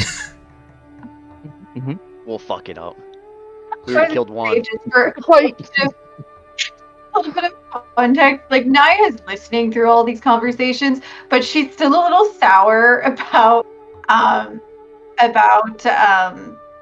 Silverfeather. Is that right? Yeah, basically. Silverfeather. Kind of like joining the group. Not that she's there, just that like that someone that stole from us is in there, but she's still a little uneasy about her. Not in like an offensive way or anything like that, but she's kind of still keeping her distance and isn't quite ready to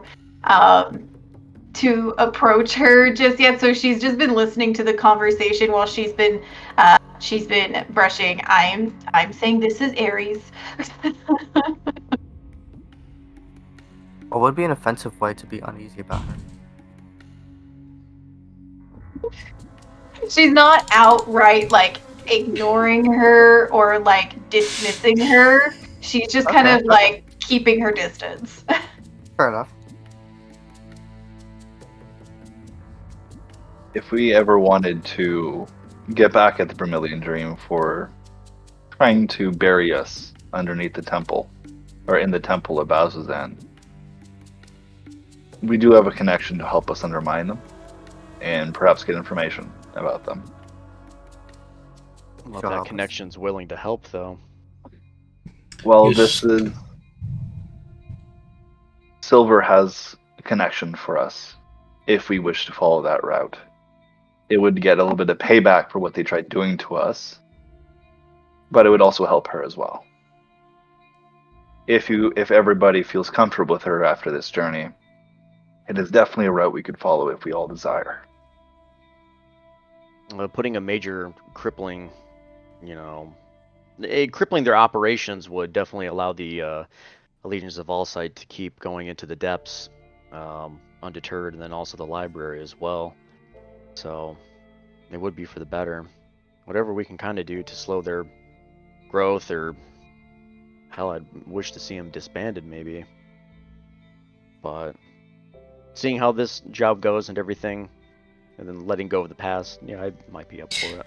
Speaking of this job, Layla, was it? Layla, what sort of bubbles await us? I'm looking for something new shinies for my mom. Something to bring back to the brothels, a little mantelpiece or something, or like a big shiny fan. Any big fans in this place that we're going to? You'll see. Not very talkative, that one. Okay, I'm ready to go. Right, do your eagle thing. Just climbing on top of his back. So I'm carrying 2 now. Okay. Yeah. Yes, you heard brothel. Sorry, I've been eating. I don't want to eat in your ear. Silvers? That was Silver talking about bringing something back to a brothel? Yes. It's kind of mundane to stare at nothing while you're immersed in your carnal desires, so I'm looking to decorate. So Riot, how do you feel about that now that you just got reacquainted with your sister? She's figuring out life on her own. Can't say much about that. Are you older or younger? I'm older. You don't want to know her age. You, Why don't you want to know my age? brother. What? He's 5 Oh. years younger. Riot's 21. She's 5 years younger than her. Oh no. Oh Hey. no. It's a little bit dirty being in a brothel for her age. So, Says you. Riot. That's interesting. A different time. Tabaxis are on a different level, I guess. We live How about old is as that long- in cat years? We live about as long as humans. We are a bit more impulse driven, as you've noticed. So one leads to another, and she has different impulses than other. You all tabaxis. talk in riddles like I'm committing some sort of a crime in front of you. I'm merely working as a peddler for the madam, decorating the place and helping her run it. I don't know what you're implying. It's a very well establishment, and you should come visit. And if you want to pretend like you don't want to, well, good luck. What's the address so I know where to avoid this place? Well, first one must wash their hands. Yeah, just to check in. That's all. Of course, of course. Yeah, totally. We are very adamant on hygiene. Well, first one must wash their hands. Alright, we'll ruffle her hair. And we're like, are we going to head off? I'm waiting for you to turn into a giant eagle. Riot will turn into Giant Eagle when as soon as everybody else mounts up. Caw. I'm mounting. Beans. Beads. Alright. Once you're ready to move on then. You trek on. The torrid heat, sweat, and cutting wind, cracking your lips. The night comes, freezing cold. Some of you struggle to gain a semblance of comfort of your coming sleep, looking at the hard-packed earth beneath you. You shiver, wishing for the comfort of an inn. Your body ache from dehydration, and your legs feel numb from riding.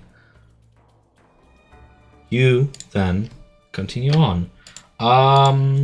Somebody roll me a d10.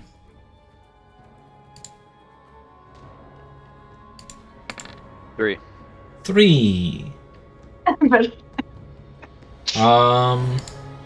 As you guys begin to approach like that exhaustion point, it's up to you if you want to push on.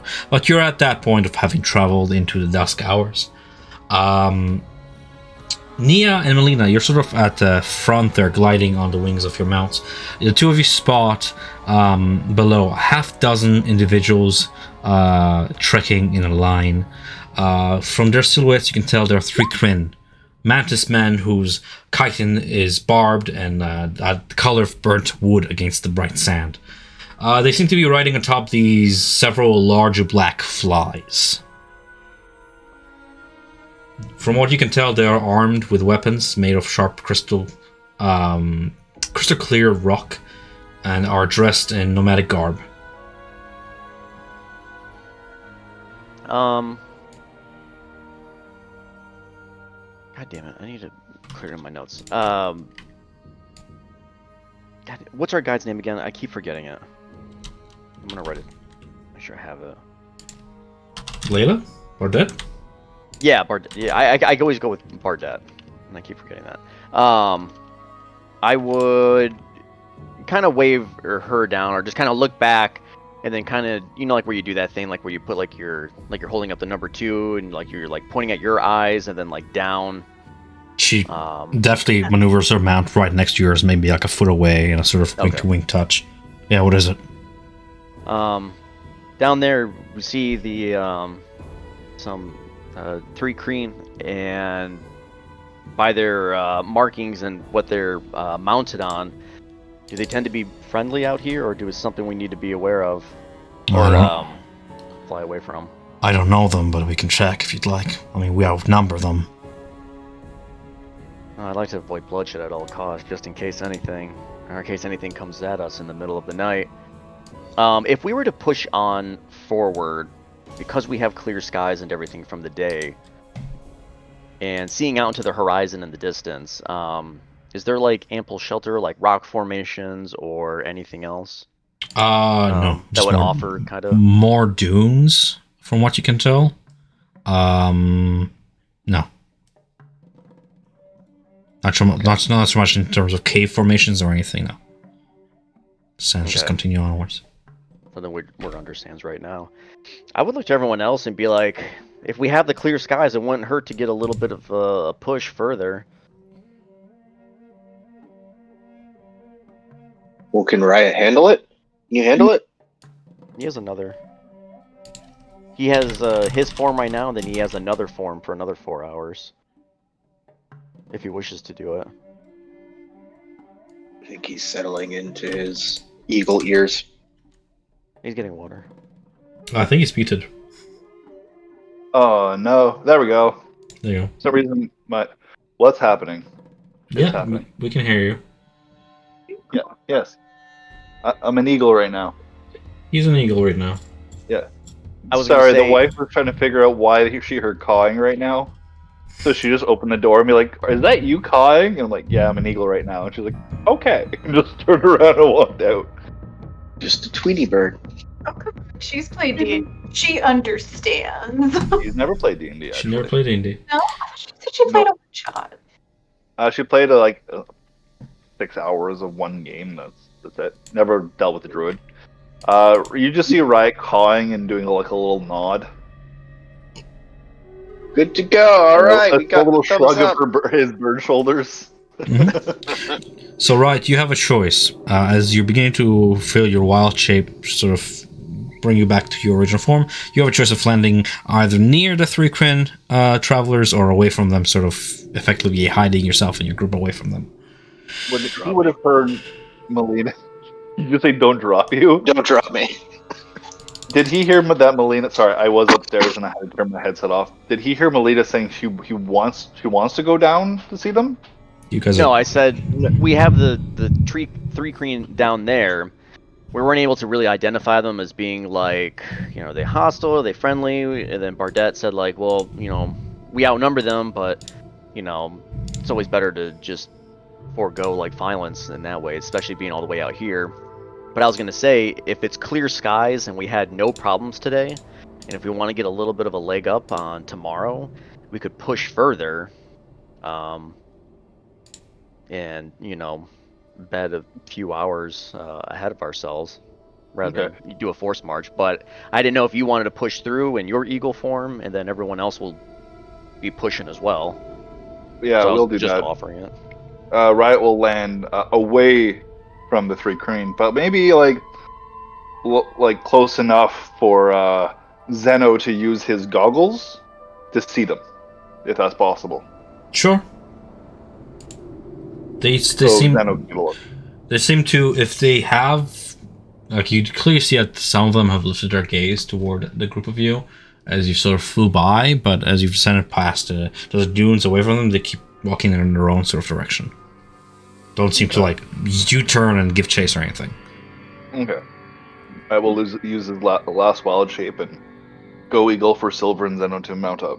Sounds good. And from what you guys can tell, being close enough to investigate them, there are 5 of them. Each riding their own sort of black fly mount. Which direction are they heading? At this Cordal? point, seem to be heading westward. Westward. Towards sunset, yeah. Following the sun. Yeah. If you guys want to push, I mean, we can do it because we have clear skies and everything, and then we'll use up, a little bit of more resources, but maybe we'll get back a little bit sooner. Or if we hit trouble, give us time. But, No. A little wiggle room, maybe. yeah. That makes sense to me. Okay. Let's do it. For each additional hour of travel beyond 8 hours, you can cover distance shown in the sort of travel pace. At normal pace, that will be 3 additional miles every hour. Flying, that will probably, I'm just going to say it's going to double that. Especially since you're not, muddled by road. In that case, can I get everybody to rule me a group Constitution saving throw, please? Sure can. 15. What would be a failure on this? 11. We got 2 succeeds and 2 failures. 3. I'll use my reaction. I'll use a charge of the amulet to let Zeno re-roll that concept. Sure. Invigorated by the power of divine. 18. 18. Okay. Anybody else who rolled below 11, you suffer 1 level of exhaustion. But you do manage to essentially cover the difference in distance that you lost due to cargo. As if you were unencumbered the entire way. Do you wish to push further? Sure. How many miles did we push further? Or Or how many hours did we go? We went 3 You hours? push another hour, essentially. You get just exhausted one over the more course. hour. 1 more hour, and you get exhausted. Because it has been some time. We can total push 3 more times before Riot's wild shape goes down. Yeah, we Maybe do we one more. just go to bed Let's do now. one more. One more. Well, you're now that you used your last wild shape, why not make the most of it? Yeah, No, the DC does increase. Okay. that's if you fail, I think. Nope. Yeah. Hey, if you're gonna go out to the okay. desert, go out. No So what's turning the back DC now. now? Up to you guys. All right, let's roll. Oh, I failed. Before we, as we're going on our second leg, seeing how people are starting to get tired and whatnot, and that Melina didn't seem to fare so well in the last hour that we push. No, you guys are. Nope, we're doing it. Zeno's not having a good time. So Zeno did great the first time. There was no failure. He's fine. He's not even tired. Zeno had a bad time the first time. He I'm almost didn't make it the first time. So Nia will have taken out one of her instruments and will have played to give Zeno some bardic inspiration, which you can use on a saving throw. She cheerleaders you on. Go ahead and use that bardic inspiration. See if you can rule what you need there. Riot. Amulet. Reroll. Thank you. No. 14. And Zeno, we get to reroll too because you have bardic inspiration. I'm reading. What D is it? I don't think that's a reroll. It's just I a I don't think it's a reroll. I think it's Add a a D8. bonus on top of it. I don't know why you guys are Sorry, rerolling. it's a D8. You I'm have sorry, to roll a 7 or an 8. Yeah. Yeah, you need a 7 or an 8. What did you say? You said a D8? That's what I'm asking Naya. Yes. Okay, thank you. That's what I wanted to know. Ooh. unfortunate. Okay. Best roller there is. Nobody can compete with me. All right. I tried. Zeno, the ring begins to feel heavy upon your finger. Go ahead and roll me a D10. Zeno. Oh no. Yeah, watch this be a 10. I 4? kill everybody. Okay.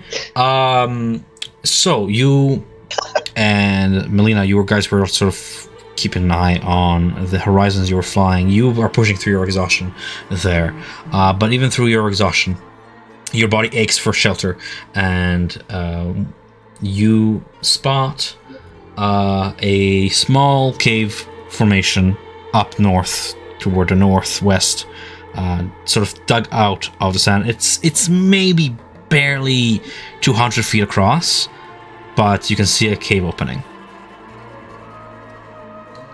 All right, I would point that out. I think the motion sickness is getting to me. Reading and flying and moving.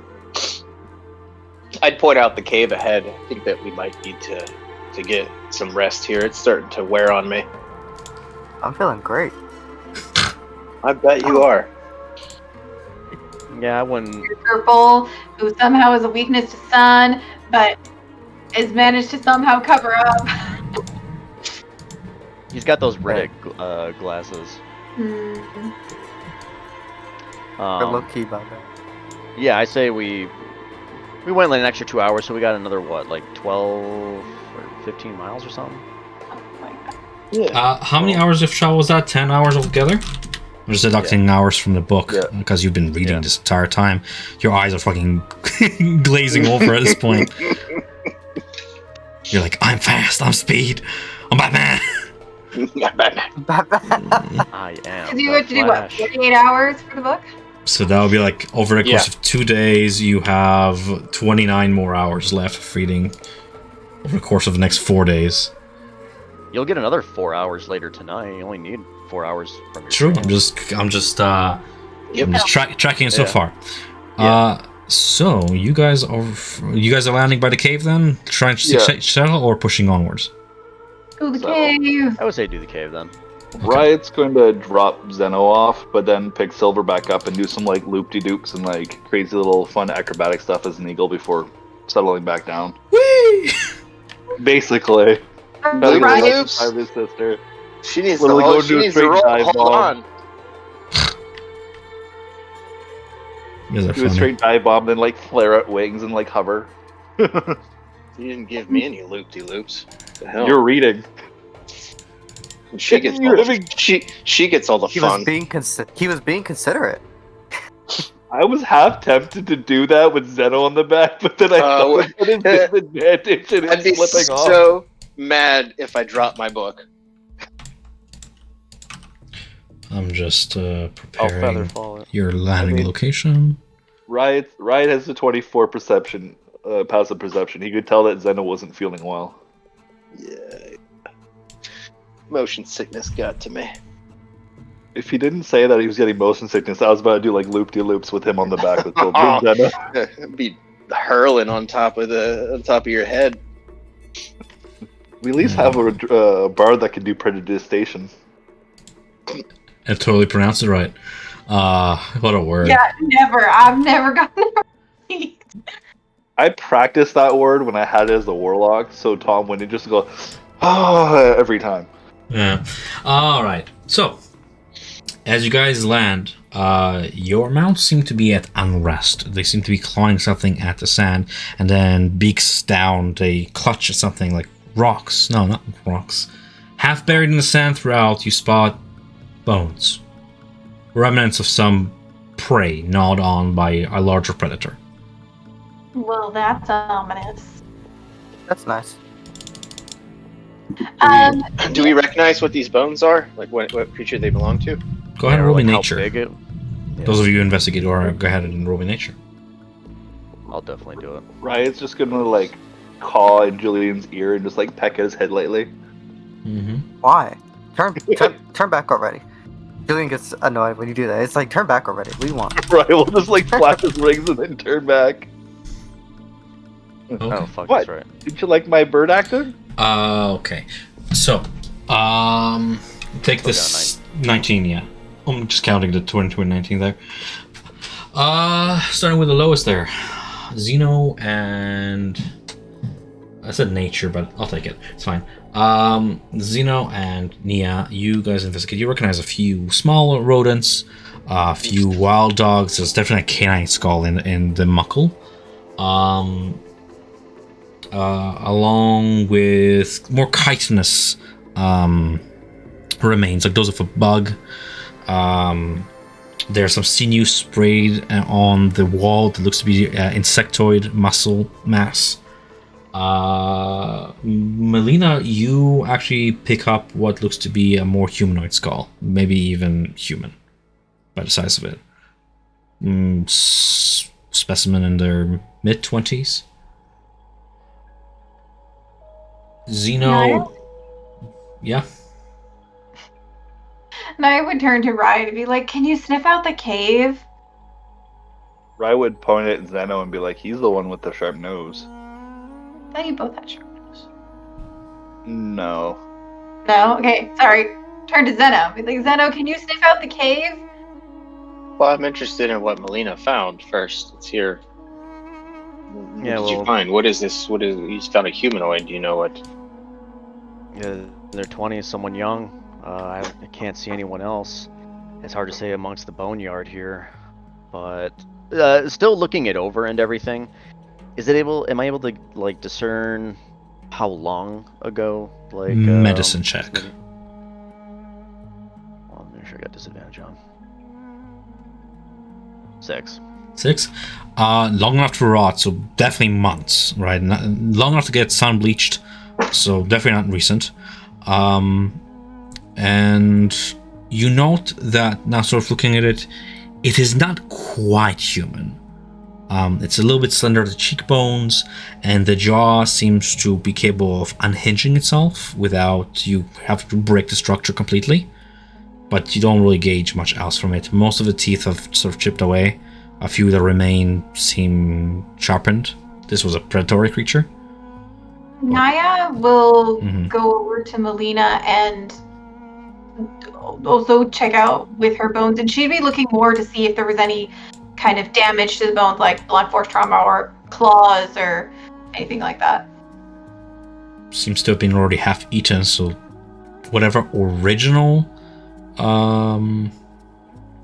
Or like a cause of death is unknown, but definitely like there's like claw rakes upon it. It has been smashed in places.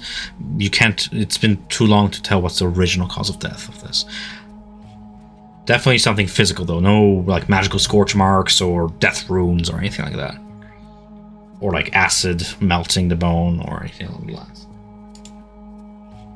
I want to. So this to me seems like some sort of graveyard. You described that one creature being some sort of predator, but there might be a bigger predator. I want to look around to see if there's not closer into the cave. Basically, looking towards the cave, looking for evidence of some sort of bigger monster, some sort of bigger creature. Following the trail of bones, you see, you arrive at the cusp of this relatively small rocky cave entrance. And you spot something curious. You see 2 stone statues flanking either side of the cave entrance. The statues are of 3 Kryn. One of the mantis man is standing upright, seemingly shielding its eyes. The second statue seems to be frozen mid-stumble, one hand touching the rocky wall near the cave entrance, its gaze frozen toward the dark depths beyond the cave's mouth. The other hand of the statue is outstretched toward you, palm up, in a gesture as if to say, "Stop." And these are like carved into the stone. No, these are standing outside the entrance of the cave. These statuesque. The detail of these statues is immaculate, hyper-realistic. Both statues appear armed with weapons made from this sharp, crystal-clear rock that you saw the other nomadic people that you just passed maybe like 2 hours ago have. A coin pouch catches your eye. Cut from the belt of one of them, it lies in the sand. There's a third statue that lies shattered. Its pieces half buried in the sand. Riot will actually wants to go and see these are petrified. And he like the petrified insects. If you want to be searching, go ahead and roll me either an Arcana or a Medicine check. Oh crap, which one's better? I don't even know. Mm-hmm. Are medicines? I'll do medicine. Sure. 23. You are certain that these are creatures affected by a petrification spell. But what could have done this is anyone's guess. Riot's just going to investigate the ground and like pick up the pouch, look for anything else. It contains coins. How many? You count 50 gold pieces. Shit. Anything else around the area scattered around on the ground? Bones, the remnants of broken weapons, and more crumbles and bones leading into the cave, essentially. Right. Riot was going to hold up the coin bag and be like, these people were alive. This was the exact same what happened to the guards when we stopped the snake guy from getting away. There's 50 gold coins in this pouch. I don't. We'll share this. Hey. But I'm not going to hold on to this gold. We can all share it together. We all can have an equal split.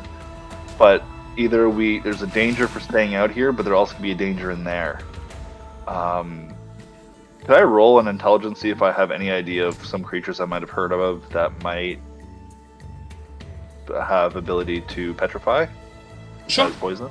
Arcana? Yeah. Basilisk? That's what I'm kind of going for. Yeah, I'd be doing the same thing since I was looking at Go stuff. for it.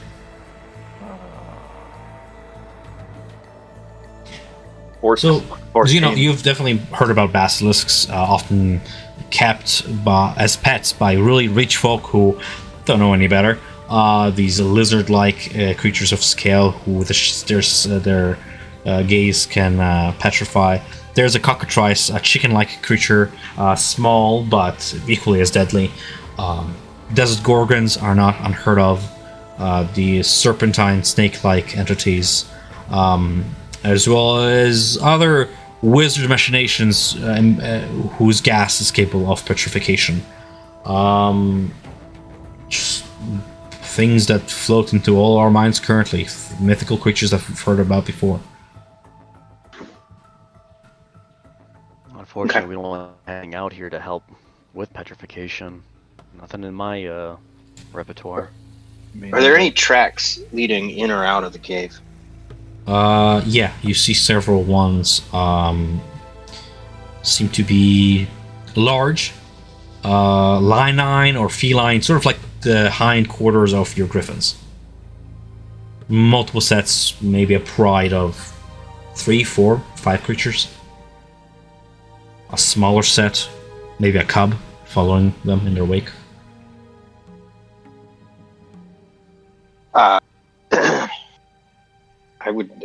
There might be something in this cave. If we're gonna rest here, we need to clear it. Well, we can always Alrighty. just mount up and move maybe another hour, push through it.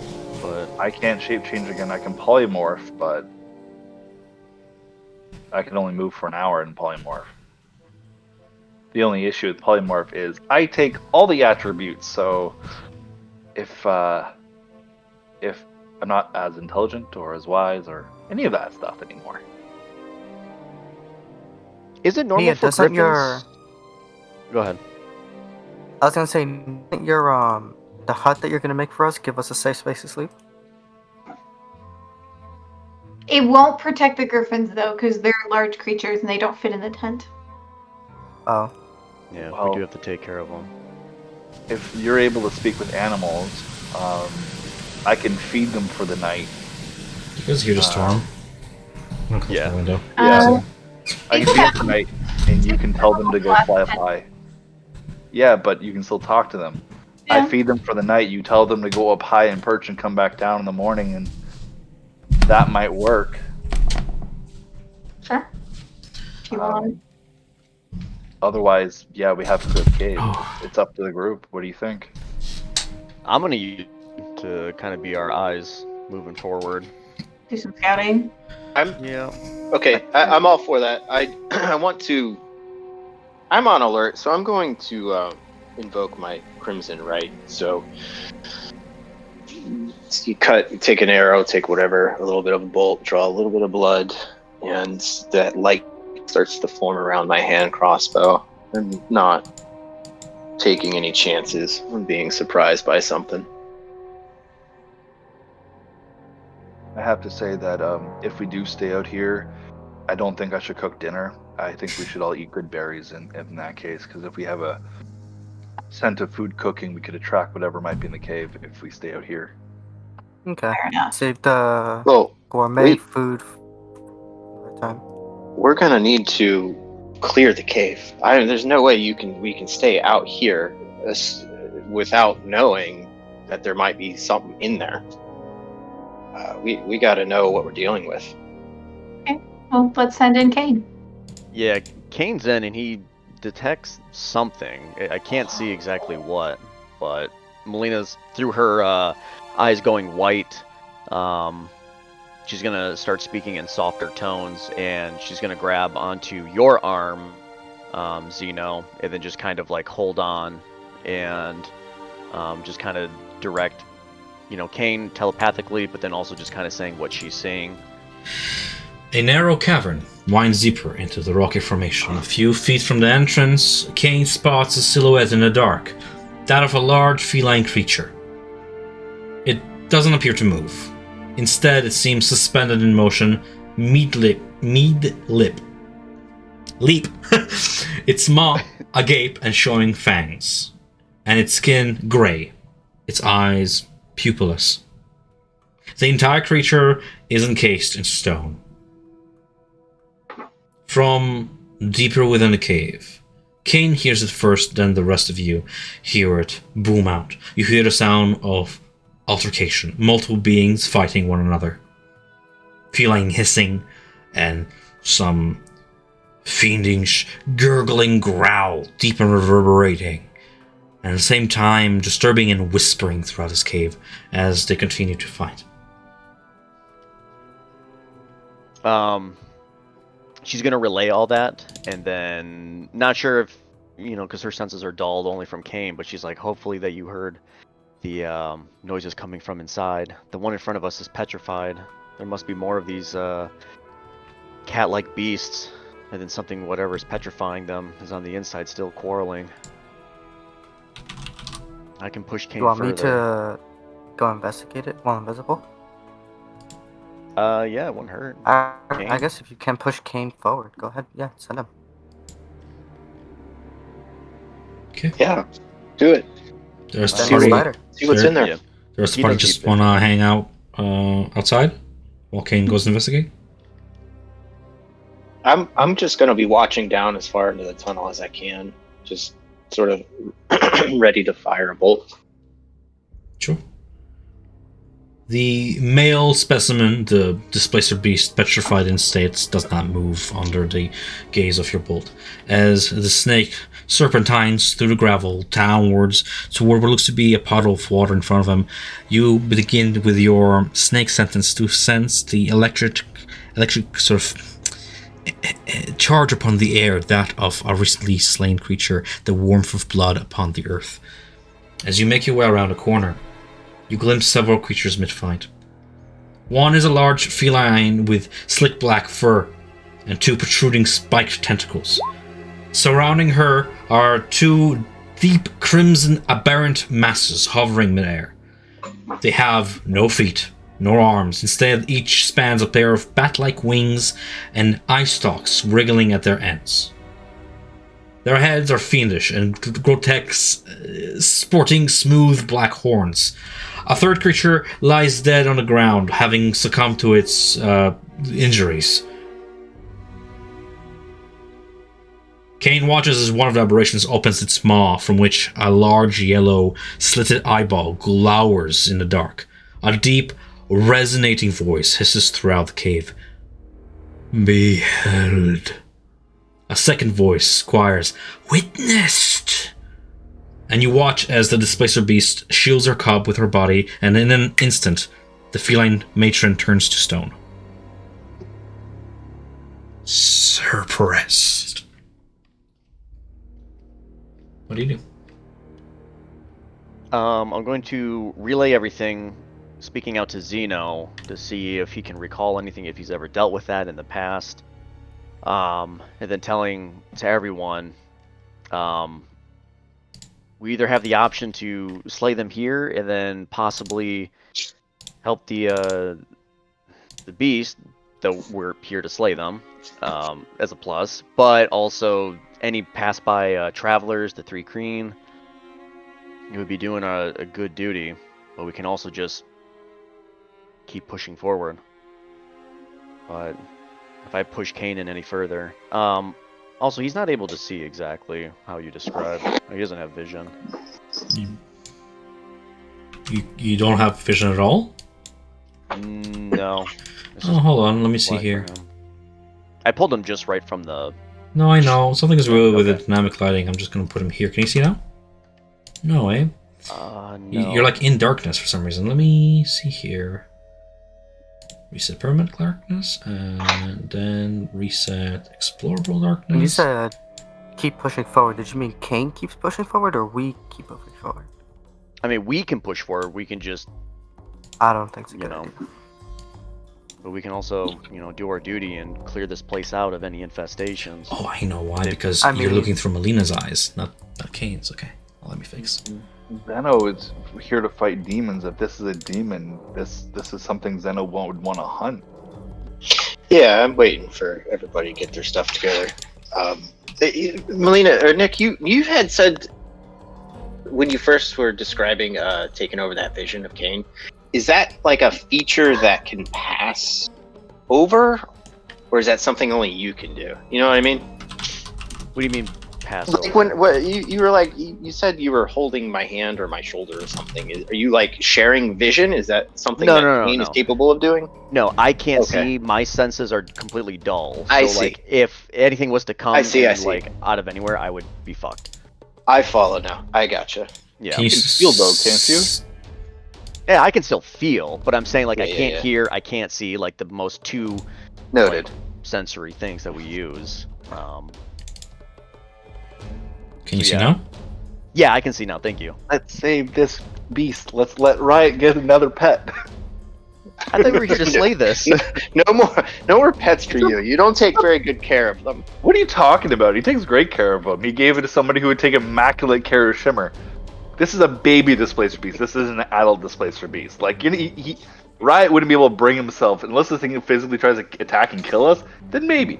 But Riot can't kill a baby cub. That's cute. But if we kill these beasts and they have hold over the petrification, it might turn the other ones back to normal. And then we might So be you heard pincered. you heard talking? Is that what you described to me? Yeah, everything that Tom said, I'm just speaking through like the moment it's happening through Kane's eyes. What language was it? It was abyss. I'll be right back or one demon or second, guys. abyssal. Well, it surely sounded like something though we spoke in Abyssal, but it was definitely common. To the point where you No, it was common. you Oh, I understood thought- it through Kane's senses. Yeah. Yeah. I Do we wanna misheard. do we wanna like break the heads off the statues? So just in case they turn back afterwards, they're so dead. I was actually just gonna offer that too. I'm glad we're on the same page. It's something Right. you can do. Are you still looking through Kane's eyes? Yeah, I'm still through Kane's eyes. I'm gonna Just remember that kinda... that you cannot hear Julian while you're looking through Kane's eyes. So let me know as soon as you turn off your senses. Oh no, I was just Okay. talking aloud Fair enough. as a player. All right, so I was gonna as- offer that too.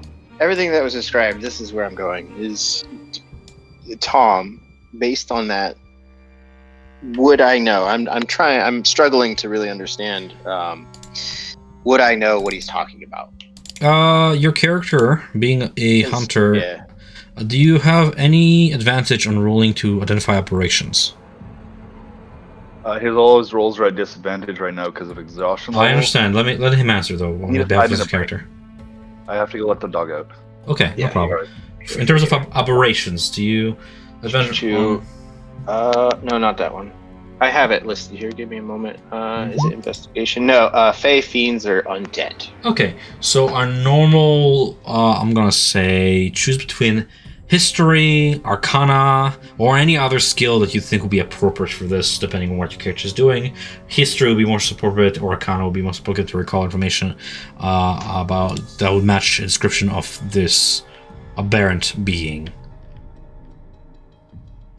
I'll go with not history. It's No, not history. a demon. It's an And- aberrant being. 19? There you go. Okay. Mhm. From the sounds of it, it sounds draconic in origin. However, a dragon without arms, without feet, is a strange specimen. Not to mention how Million describes how it has stalks at the end of its wings and an eye that beholds all. And you think about it, and it sounds like a amalgamation between like a beholder and a dragon.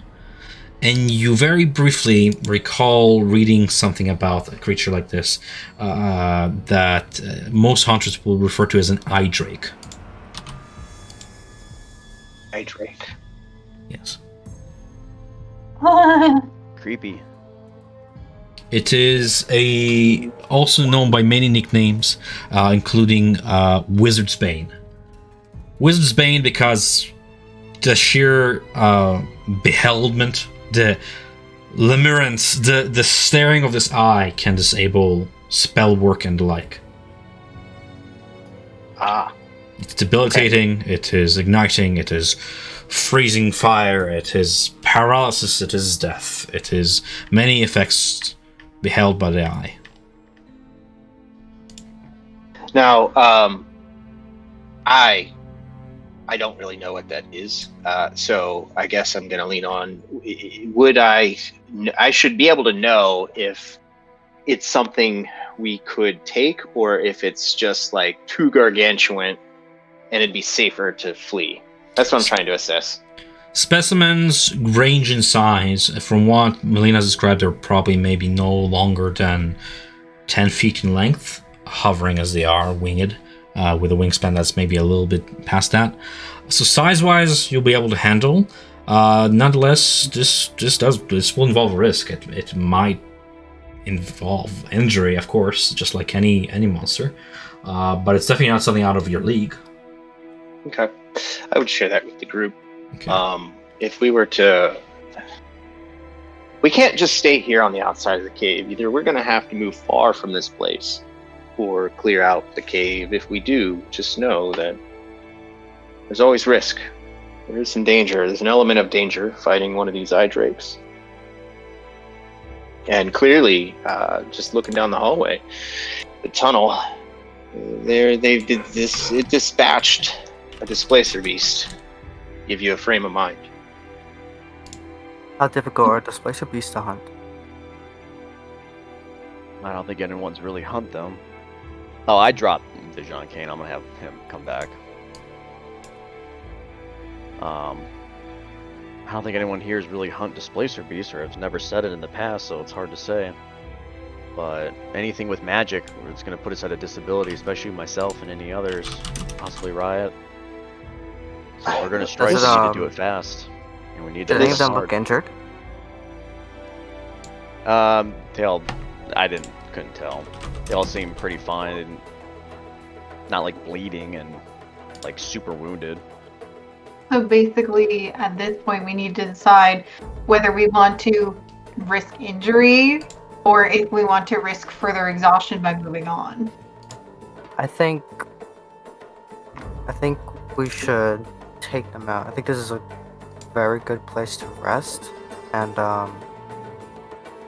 we need to get rid of them so that the griffins are safe in the meantime. I think letting the griffins rest in sleep in a cave is best case scenario. We don't want them out in the open where anything could see it. Well, it benefits us greatly, but it's going to prove to be a victory for anyone who's traveling through here. We don't want them to, succumb to this fate. So I think we have a moral duty to do the right thing. Clearly, some have already succumbed.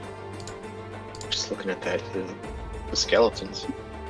Well, if we rid this place free, then other travelers can use this and use it for safety, for traveling. Well, at least until the next monster comes by. Well, if we don't do it now, then it'll only get worse. Sure. Alright.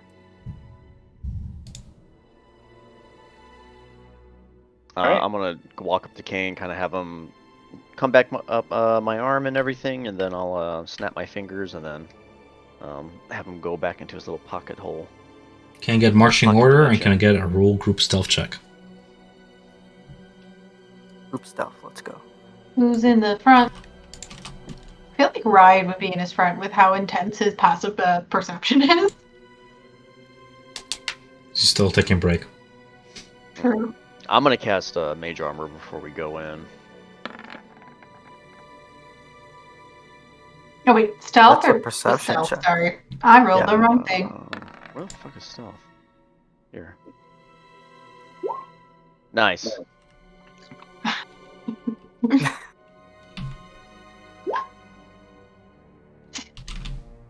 With group stealth checks, it's an average, right? However So, he it's wants an to amount do of it. successes. Oh, an amount of successes. So using die here to increase the number. That's right.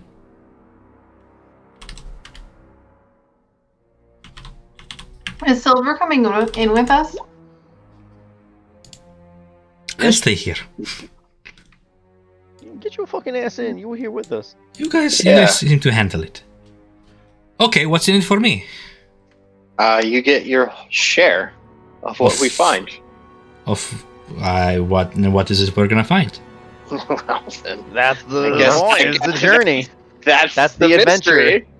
Okay, sounds like nothing, so I'll stay here. All right. You wanna risk your for hide? You do that. Well, that's the point. You have to risk your hide to get your portion. And Do if you we don't feel si- comfortable, that's okay. do we sign a contract that says that? This is how it's gonna roll. You gotta carry. Didn't We catch all that. do. They said you have to carry your own weight here. We all do. I'm carrying my own weight. I'm not risking my own hide for nothing. What about your brother's safety, though? When something happens to him, don't you want to save him? I'll save him if he'll be in trouble. You won't be able to see if he's in trouble from out here. Roll persuasion. Sorry about that. Right, your sister's flaking out on us. I didn't hear a thing. They're insisting that I come with to protect your hide, because apparently you cannot take care of yourself. So I guess I'll watch your back. Let's go. It's over with. Well, thank you for watching out and give her a little kiss on the cheek. Mm-hmm. Alright, I'm gonna melt in shadows now because I'm a master thief. Let's fucking go. Watch a natural one come up. No. 16. 16. Stealth? We're stealthing in? Yeah, you rolled 21. I just Oh, thank you. expected it. Yeah. Fair enough. What's the marching order? I'm gonna be like second to rear. I'm gonna be in the back. Rad's I'll go gonna second. be right next to Melina. Okay. At the back? What? Here, Yep. right, you going? Right, you going? I guess I'll be in front. What? I'm good how it is. You can move Melina back if you need to. Hey, Macarena. Hey! Whatever. Tequila. You're a bunch of sissies. Come on, Julian. You're at the front, Julian? Yep. Okay, cool. I'll march you guys in. You make it about this way around the corner with your stealth. Before I get to roll my one perception roll against your average. There. What's our average? Is it good or bad? It was okay. But these Oh, wow. are witnesses, so let's see. Okay, well, there's that. Can I do woe to that? Oh, I can't see it. You can do woe to that as you see the shadow of the creature encroach. Not shadow because there's no light here, but you can see the silhouette in the dark. The gray shades make himself out to the creature. You can see its wings begin to swivel towards you. The many stalks turning to spot your party. Go ahead and roll woe, I guess. Oh, come on, be a good roll. 5, -5 to that. So it's Okay. 18. Okay. For all that mattered, can I get you guys to roll initiative? Oh fuck. I was hoping that it would do something good where it didn't see us. Our average was 13. Yeah. Oh, shit. I didn't know that. So trying to sneak up on them and earn yourself a surprise round does not work, as one of them whispers, "Witnessed." This is one of the aberrations. You go ahead and roll the initiative, and I'll go ahead and put us into the combat music. As I roll initiative for the two of them. Ooh. And for my Does one anyone have any thief. idea what these things are? They are eye drakes. Did you know anything about eye drakes? An amalgamation between dragons and beholderkin. Aberrations from beyond the outer spheres. Oh, so this is shit that Zena would want to kill them. Okay. That's one way to put it, Kill yeah. them all. Yeah. I slay. Let me just adjust the town tracker, the turn tracker rather, as we have Nia, roll me dexterity, please. Just pure dexterity. Which is pure dexterity.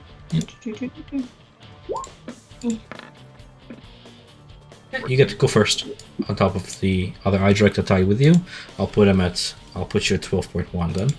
12.1. No other ties. 20. We have right on top of the round then.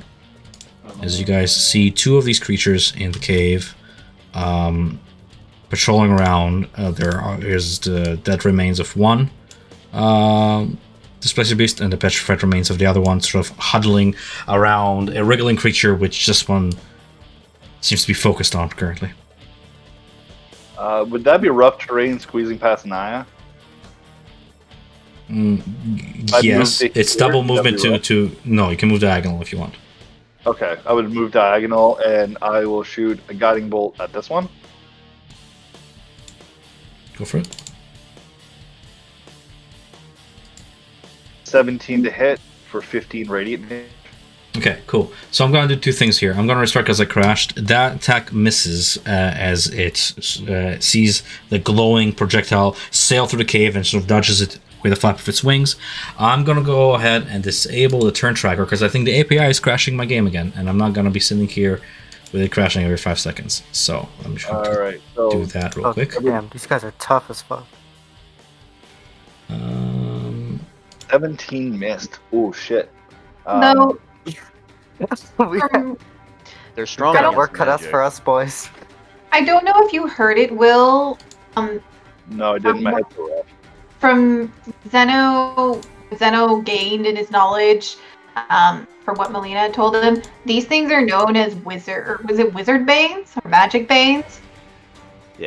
H-bands. What the fuck does that mean? So go more physical. Don't use too much magic. Oh shit. Well, that sucks. Okay. Right, it's gonna then sit back in the corner and hide out of view if possible, and look away. He's gonna look away. He's not gonna look at the creature. I think I fixed it. Okay, so if it's an action to hide, unfortunately, because you don't have a bonus action hide, and you already used your action to cast a spell. So you try your best to hide. He's just closing his eyes because he knows petrification can be done by just like looking at something.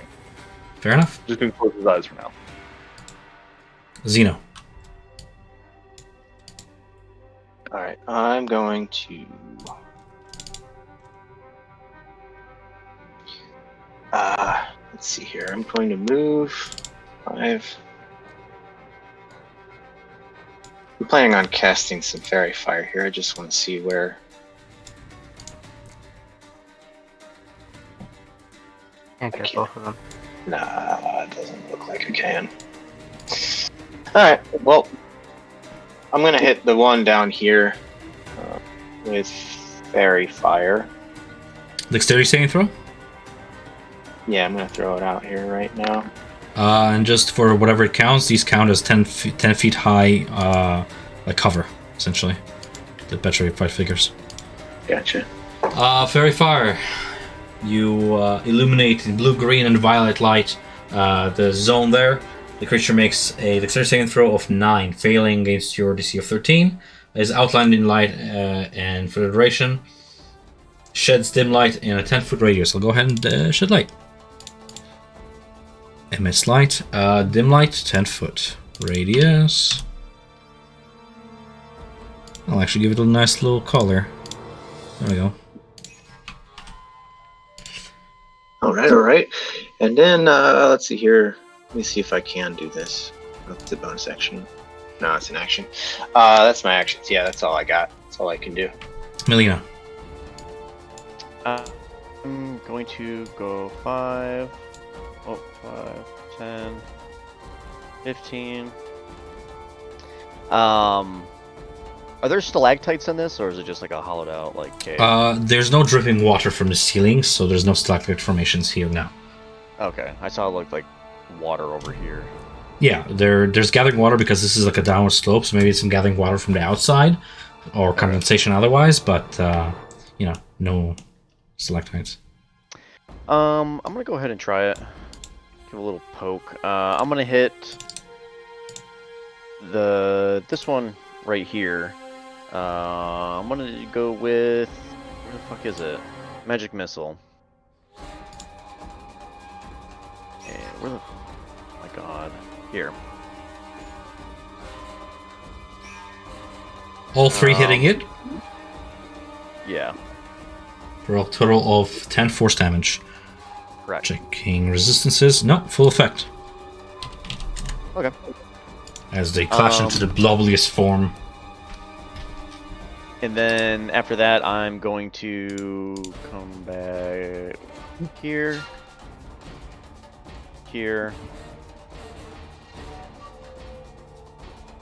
and that should be my turn. You hear what would be a draconic reptilian hissing or roar growling out of his throat, but it gets muted by the stalky eye staring out of his maw as it reverberates.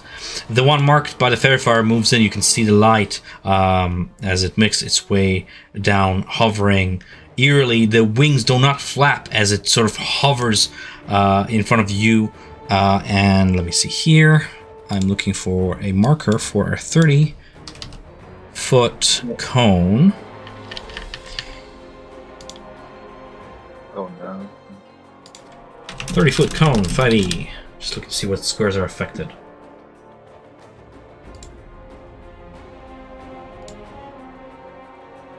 One, two, three. One, two. I see. Okay, so that would be from a corner. 1, 2, 3. 1, 2, 3.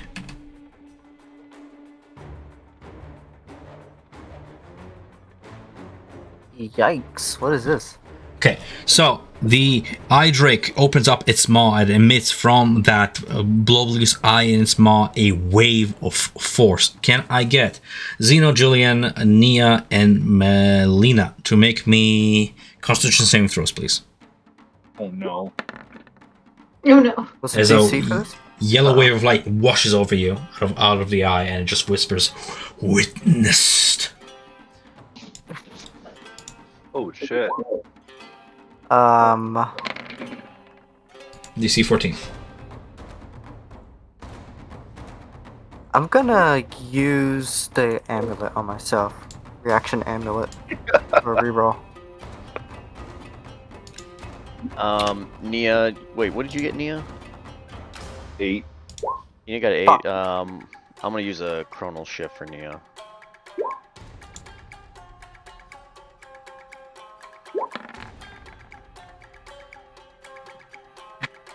We still failed. Wow. Okay. 34 damage. After all that, DC 14 Constitution throw, taking 34 force damage on a failed save, or half as much damage on a successful one. That will be 17 half. Every spell of 3rd level or lower ends on a creature and objects of the Idric's choice in that area. There are no active spells on anybody except the mage armor that Melina has. Oh shit. You feel your mage armor get suppressed.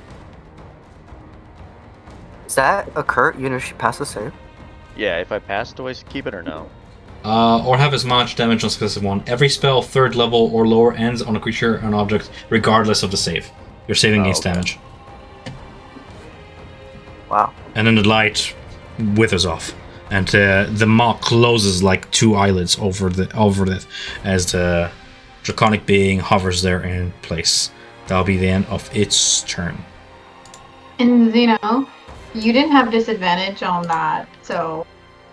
Although I suppose it doesn't matter because it's the first one. Yeah, That being said, it's Nia's turn. So Nia, miraculously somehow, because she's butch, is even though she took full force damage, is not bloodied somehow. She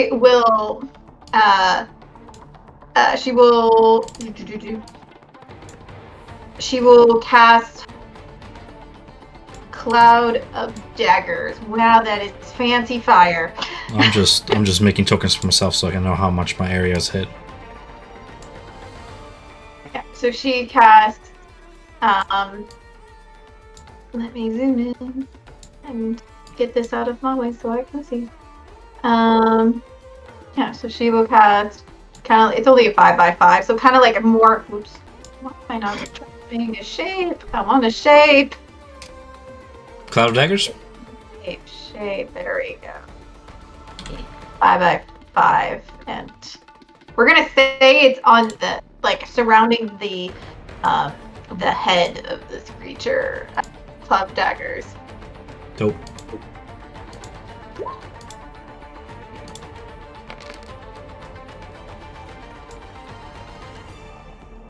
It's on the beginning of its turn. It is a At the beginning of its turn, yeah. When it first enters the Cloud Daggers? Mhm. Yep. Yeah.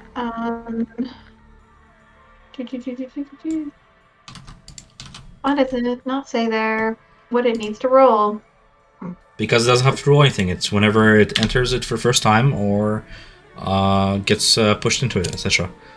I got it. Though.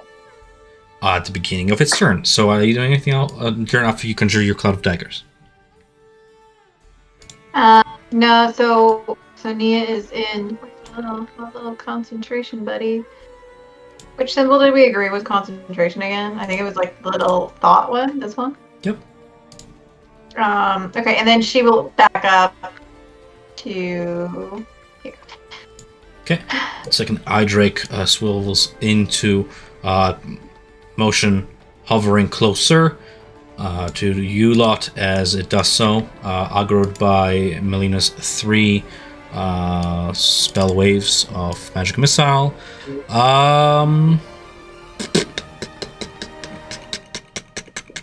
You can see its 3 stalks on the eyes concentrate into a spiral and look onto the lot of you. 1 toward Zeno, 1 toward Julian, and 1 toward Melina. Zeno, let me see here. What do you witness as the eye stalk stares at you? You see the stalk grow cyan blue, the slit almost white with its glow as it begins to grow narrower, sending forth a beam of frosty energy. Go ahead and roll me a Constitution saving throw, please. As a freezing ray is shot towards you.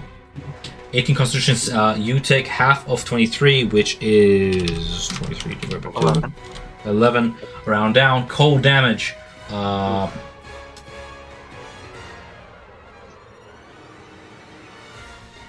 Unsuccessful save and with no additional effect, you just take the cold damage. 11.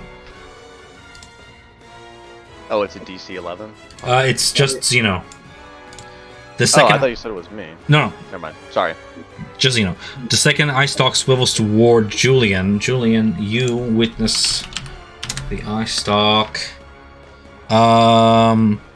begin to vibrate. The energy around it very reminiscent to your psychic sort of magics, manifesting beyond the material plane and concentrating into a ball of almost psychic energy, and that shoots out towards you. Can you make me a strength saving throw? Just trying to brace against it. The repulsion ray hits you. You see 14.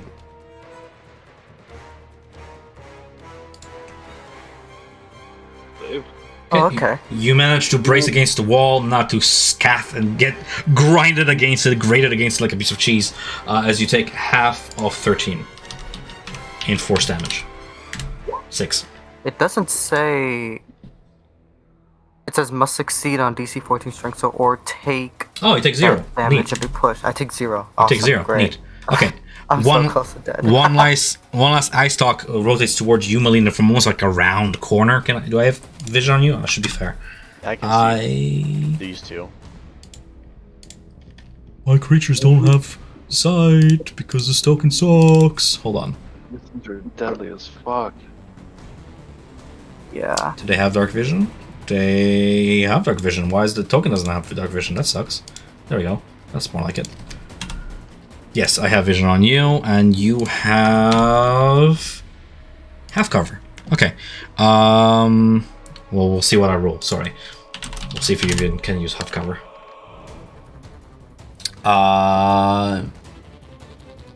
Reroll duplicates. I must reroll duplicates. Okay. I must reroll duplicates. I must. Well, I guess he just doesn't attack me then, huh? Oh, He's not attacking. Can you make me a dexterity saving throw? Oh Dexter. Oh shit! Is that a 6? Ooh, meets beats. The pass. You take half of Thank 28. You take 14 necrotic damage. As you feel your skin begin to wither where the ray impacts close to your sternum and away from them, the skin begins to numb and turn a little bit cold. That's the end of its turn. Oh my god. I'm so mad because we haven't been taking attack hits, so I can't use my protective wings. All right, clandestine. Protective wings. We'll go ahead and leap off the walls in a gesture of epic front-rolling acrobatics, and we'll go ahead and engage this one with her Cat of Nine Tails. Do I have sneak attack? If deals an extra damage when it hits target, where a weapon has advantage on attack roll, or when the target is within 5 feet of an ally. Neither of those. Okay, so no sneak attack. You have advantage on the attack right now. It's very far on it. Oh, cool. Okay. 46. Cat of 9. 24 Hits. damage. For a total of 22 slashing damage against the creature. As the glow fades of the fairy fire. Does the fairy fire Fairy still fire have it? remains glowing, but like I guess the mark. Oh no, fairy fire just keeps giving advantage, right? That's one of those like. Yeah. Yeah. guiding So bolt Zeno the is one that concentrating. you're I'm just thinking gonna put a concentration marker on him. Okay. Neat. Okay. The thief attempts to knock weapon. There's no weapon to knock away. Nope. Okay. No disarmament. How many attacks do I get? 3. Cool. What? Damn. Additional 9 slashing damage. That will be the end of turn as she remains locked there with her cat nail just slashing at the wings, pecking out one eye at a time, trying to barb them away as we have Julian take his turn. Okay. I'm gonna hide the rest of that attack. It's too big of a fucking block. Why didn't the creature...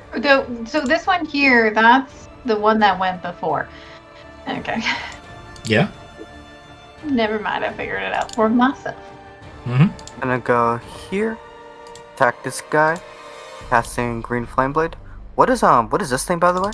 It's Dead Displacer Beast. Mm-hmm.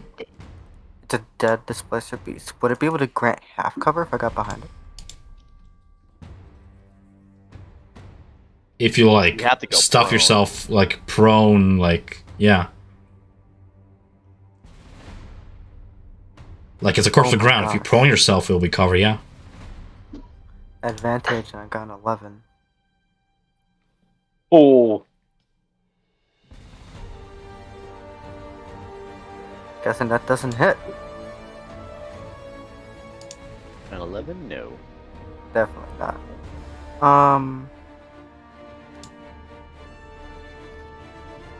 I'm gonna go behind a Displacer Beast. By the way, Zeno, when you took damage, did you roll concentration saving throw? I know I didn't. I was Okay, trying just to remember read you're this concentrating on thing. spell. Okay. Fair enough. I use my bonus action to drink a potion. Sounds good. Is that 2d4 plus 2? For a common one, yes. Okay. Was it one of the ones you bought from the bug person? For like super cheap? No. Okay.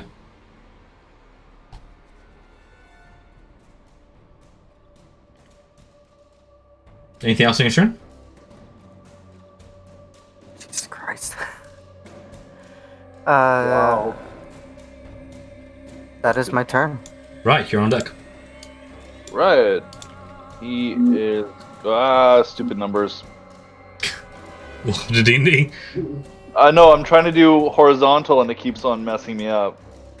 I should be able to, once I'm just going to count it. 5, 10, 15, 20, 25. Is this area here like a shelf on the bottom, or can I stand on the edge to get? You can stand there. It's not difficult terrain. Okay. It's a very Brad's gonna race move like there. race, yeah. And he's going to use poison claws and rake at the beast, because I was told that magic doesn't really work on these things. So advantage, primal salvagery, Does not hit. 11. Fuck. And I guess he will remain there because that was as far as he can go. Xena. Are you still concentrating on your... Okay. Are you still concentrating on your spell? What's happening? He phased through the wall. Oh, there we go. Put me back. Yeah, I'm still concentrating here. Okay. You need me to roll? Well, that's what I'm asking. After you rolled the concentration saving throw, are you still concentrating on your save? On your spell? You took... That's my save right there. Okay. Yeah, you managed to hold on to fair fire. Alright. I'm just going to fire 3 crossbow bolts at this guy right here. I'll use the +1 arrows. 29 hit. 29 hits. I'm Alright. yet to see you Are you roll shooting below against 20 with that advantage, weapon. though? Because you're exhausted? It's normal roll because it's fair fired. Oh, it's very fired, right. Yep. Yeah. Keep forgetting. One more. 15 hit. 15 does not hit. 18 hits. So what's the total damage here? 16 plus 22. 22. Okay. As lightning arcs across its body, you send the shape quivering toward the ground as it begins to lose hover there.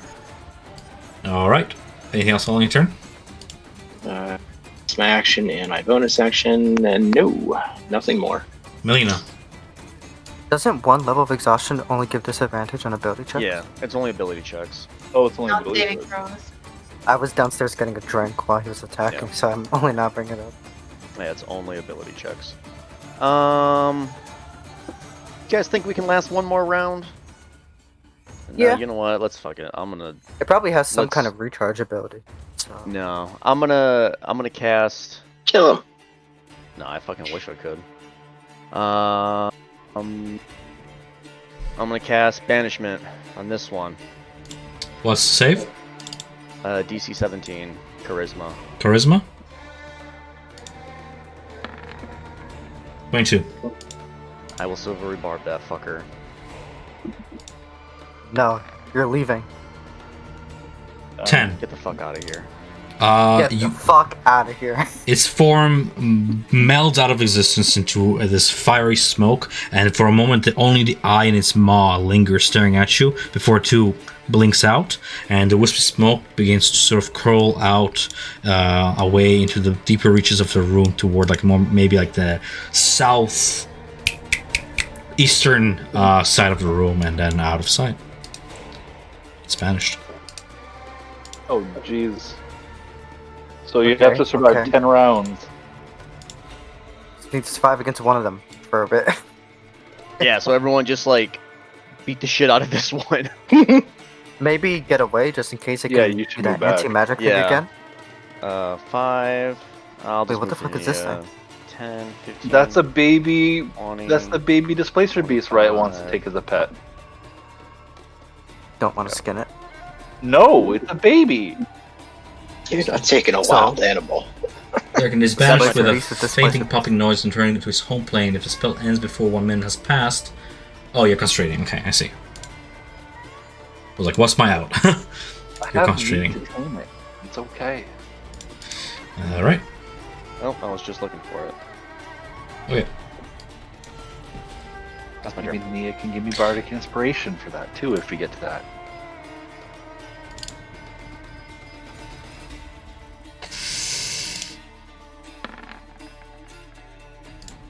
Okay. Enrage at the last of its twin brother. The second creature takes the damage from the cluster of knives. Now I get to not roll against it, but you get to roll the damage, Nia, for your spell. Cluster of daggers. Or cloud daggers, whatever it's called. Cluster of daggers. I like that. 12 damage. Oh, Lacerates slashing. through it as it's bloodied. It's bloodied. It's bloodied. Alrighty then. With that, it maneuvers over here, and then losing 5 feet of movement as it squeezes through the tunnel. Alright, One, we'll take him attack. go for it. I can't use poison claws on this, can I? Or It's, Fire must have it's a three on melee the attack of your choice, unless you have what's it called, War Mage, or what's that feat? Oh, I don't have that now. So you make a normal melee attack. Doesn't it turn your Double check normal Primal melee attack? Savagery does it Yeah. last like a round or something? I just want That's to not check that. instantaneous because it might still be active from your last turn. If you guys are holding on to your spells, make sure you so- put the icon on yourselves. Primal Savagery, 1 action, 1 creature within 5 instantaneous. It's instantaneous because it's a cantrip. Okay. Yeah, so no, make 1 attack against creature within 5. No, it doesn't. So I just have to attack it with my weapon. Go for it. Core advantage. Sorry, I haven't used it in a long time. There Mhm. we go.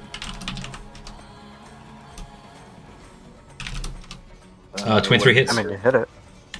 I 6 do slashing. 6 damage to it. Nice. Nice. It's Okay. more than I've done. As it rounds a corner, slashed by and bleeding by Riot and the party, it rounds its maw toward Nia and Melina. Am I even close enough? Just close.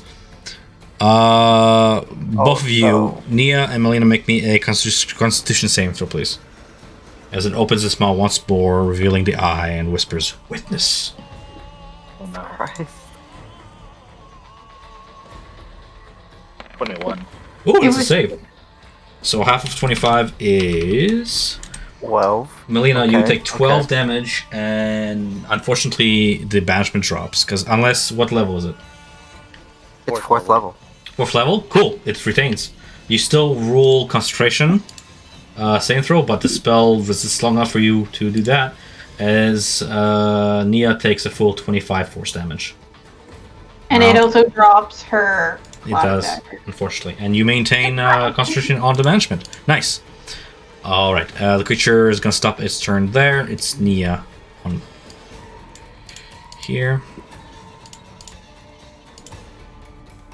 Did you take the damage? 25 force? Yeah. Okay. You must be You're so almost beefy. down. She's still 17 health. Oh. Jesus Christ. So Nia's a little enraged at this point that it's been chasing her and Melina. So she will kind of rush forward and can I stand here? Yep. Cool. Well, I have advantage on it anyway, but so with her rapier in one hand and she has her spear in the other, she will attack first with her rapier. Damn it! Miss. And then with a bonus action, attack with the spear. Bards do that. Spear is not. Well, 19 spear hits. is not light. It's. No, I don't know why it rolled twice. It's only supposed to roll once. Are you trying to offhand weapon here? Yeah. Spear's not light, I'm afraid. Do you have like a dagger or something? Sure. I thought because I could use them both one-handed. It's the other weapon has to be light, and both weapons have to be light actually. Does the rapier not count as light? Both weapons, the spear has to be light. Okay. Tickles! 20 hits. For how much? 3 damage. Just 3. Oh, on that one though, on Tickle's attack, she will imbue it with psychic energy for the psychic blades for an additional 10 psychic damage. Sounds good. It's the first time I saw blue being rolled. That's when it's both a 1 and a max on a die. Okay. The banished one is having a vacation somewhere, as we have Clandestine then join you in trying to down this creature once and for all. Sneak attack once per turn. I need to really change it so it rules a number. 1 second, let me do that right now. Because I can do that, I can incorporate rules into feats. 3, 2, 1. There we go. 13 on top of 3 attacks. Ooh, natural 20, fished.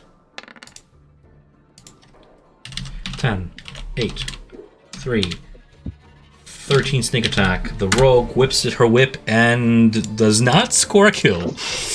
Oh, shit. There you go, Julian. Julian, get on this. Julian. Yeah, Julian, do your job. He's gonna Do miss. my job. I'm gonna bonus action Hexblade Curse. Move over here. Cast Green Flame Blade as we try to kill it. Have advantage. Surely I hit this time. 25. I hit this There you time. go, my boy. How do you want to do this?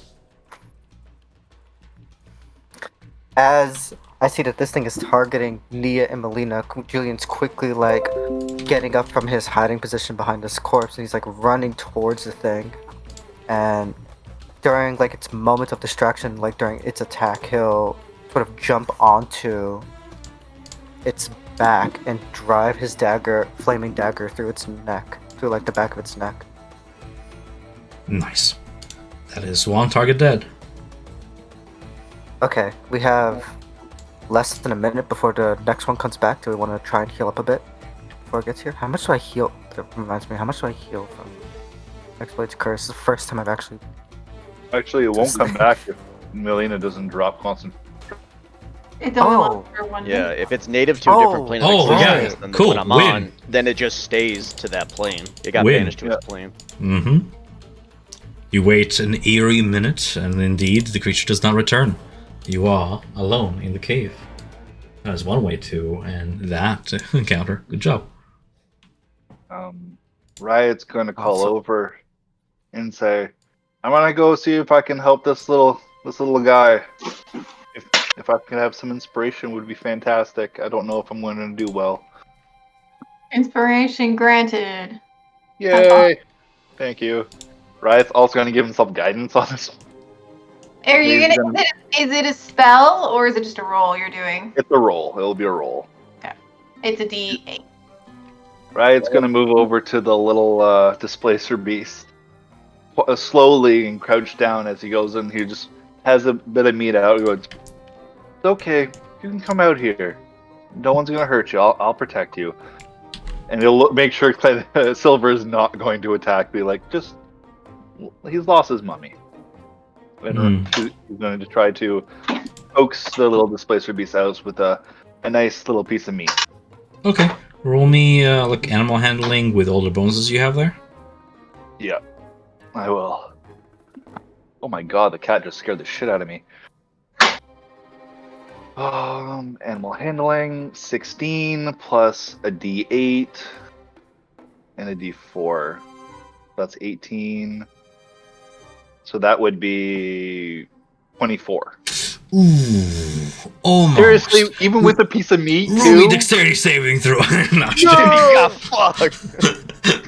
Come on, Uh, even with a piece of meat too. terrified, but this being only a baby specimen, this being only a young one, you managed to coax it over to yourself and created it like a baby in your arms.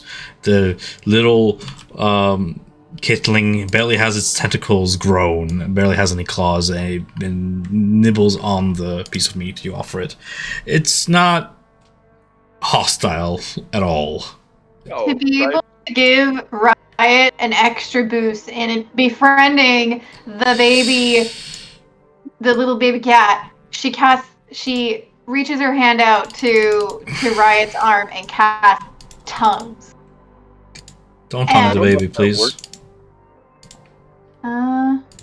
Does that work on animals? I think you have to give me speak with animals for that, not tongue. So it just does a language. Yeah, the animal does not speak a language. No, it's I have to get speak with animals, and I will be doing that during my long rest. Boo. So you've acquired the baby. The other displays to be sly about the cave, petrified. Okay. What do you do? I mean, we can see if we can unpetrify them or see if there's anything that can be done. Any restorations, anything that anyone has. But I thought we were also here to, you know, take their hides and do what we needed to do with them.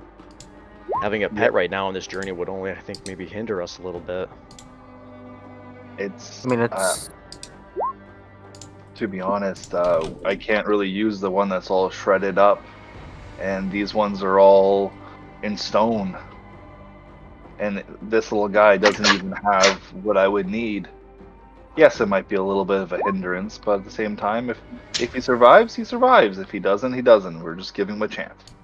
So, on that note, this corpse might be salvageable. Right, we'll try to skin it. I'll help him. In front of baby. No, Riot will like be cradling and be off to the side. Will be like, Julian, cut here and here and here, guiding him with it. But he's gonna be helping treating with the baby. Give him Is this place verbal advantage with verbal guidance. I'm gonna also ask Riot, is this place for meat tasty? What are you thinking for dinner? I've never had it before, and Melina was the one that was going to give me a recipe to make. Alright, I'm following his directions on where to cut. Okay. You can choose either medicine, nature, or survival. Roll with advantage. Medicine, nature, or survival? I have proficiency in none of these. I guess I'll try survival. Oh yeah, Silver's gone to loot.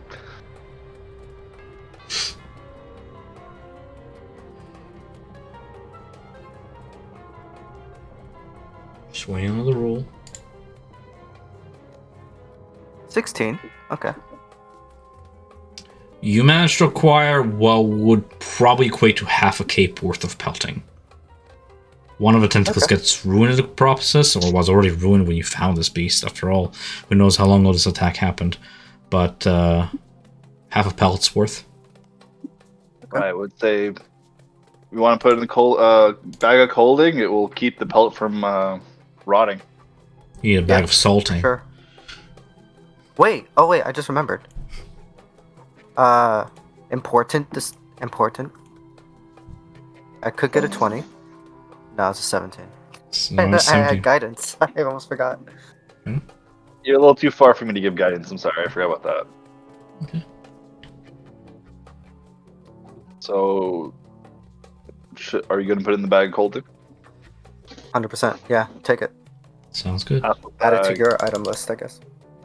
Meat harvested from the splash beast, should you risk eating it, will probably equate to 8 days worth of rations.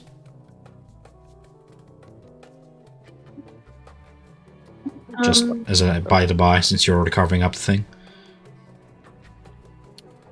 Yeah. And I would kind of walk Um, around.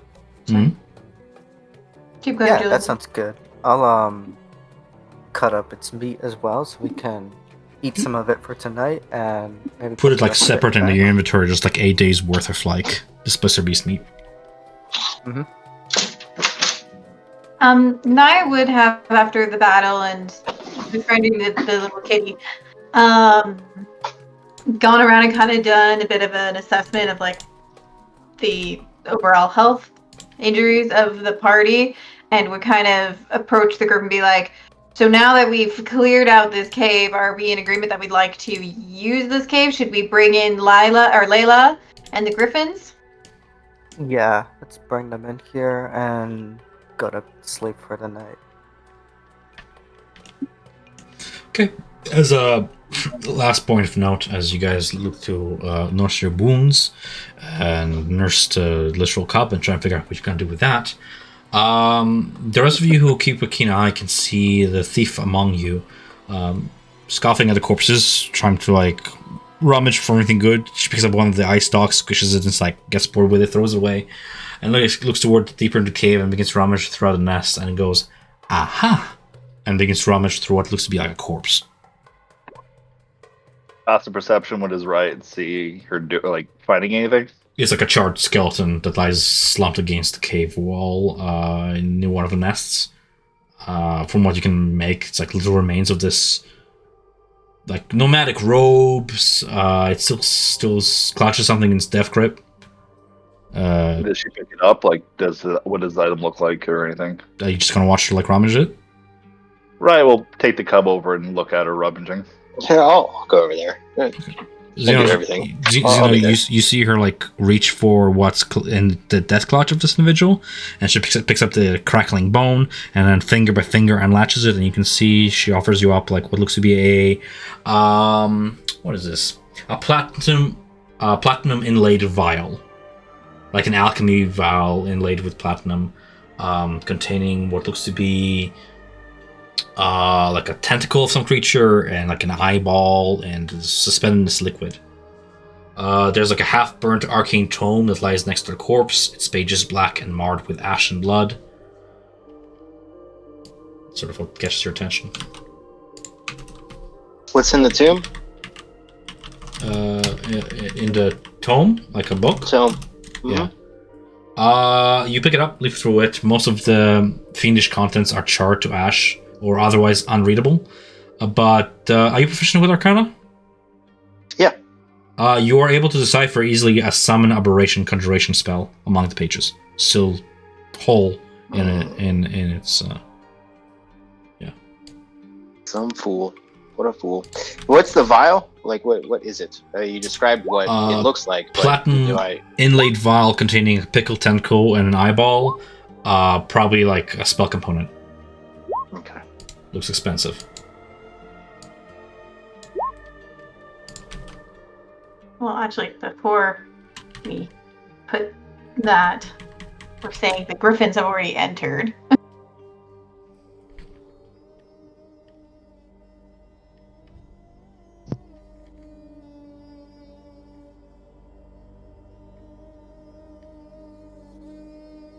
Damn.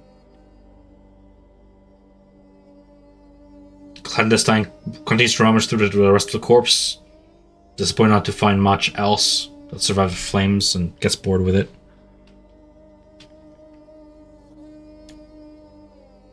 Sort of folds her arms and leans against the wall and takes a break.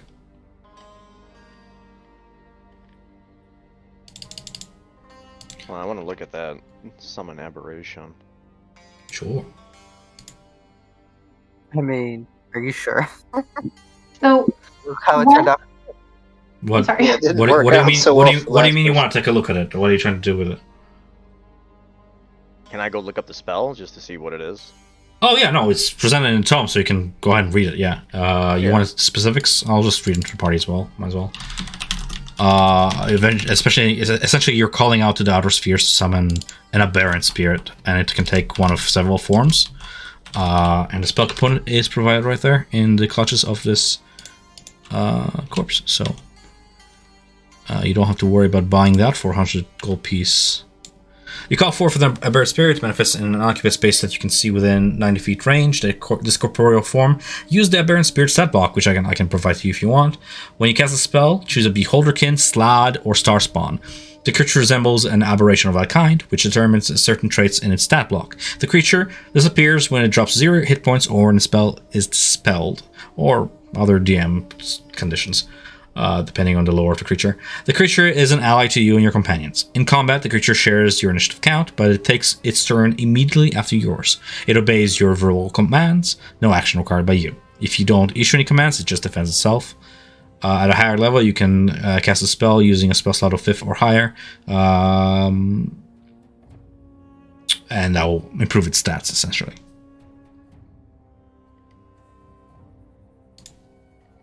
I'm curious if the summoner was able to conjure such beings. I mean, what made it lose control? Normally when they're summoned, they have full control. This is something like a demon or some sort. Is there any other like evidence of like I don't know, like foul play? There was something else, or something was betrayed, or maybe it wasn't even. I don't know. Normally the summoner would have full control over them. From what you can sort of Sherlock Holmes from what happened here, this is a place where the displacer beasts drag their victims to be consumed by the pack. Perhaps this was the latest victim, and being one of aberrant mind, this sorcerer conjured forth these beasts, or did something else that tore the space between the material and the outer planes, that summoned forth these aberrant beings that took a curious form, beholderkin, but not, like you would have heard in stories of beholders, of these orbs of many eyes that, every child probably gets told this bedtime horror story just to scare them, right? These are more like draconic in nature. They seem to have taken inspiration from a draconic thing, something they've amalgamated with or witnessed, or you're not sure. Something has happened to that caused them to remain after the death of their master. And fulfill the purpose they were summoned forth for. Okay.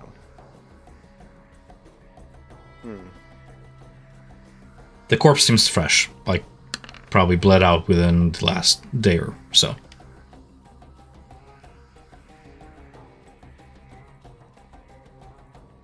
I mean, if you'll allow me, I'll take the tome and just read over it for now, and then at least just kind of get a hint of the magic and kind of feel it out, and maybe trace some sigils, see what I can do with it possibly when we get back into town and such.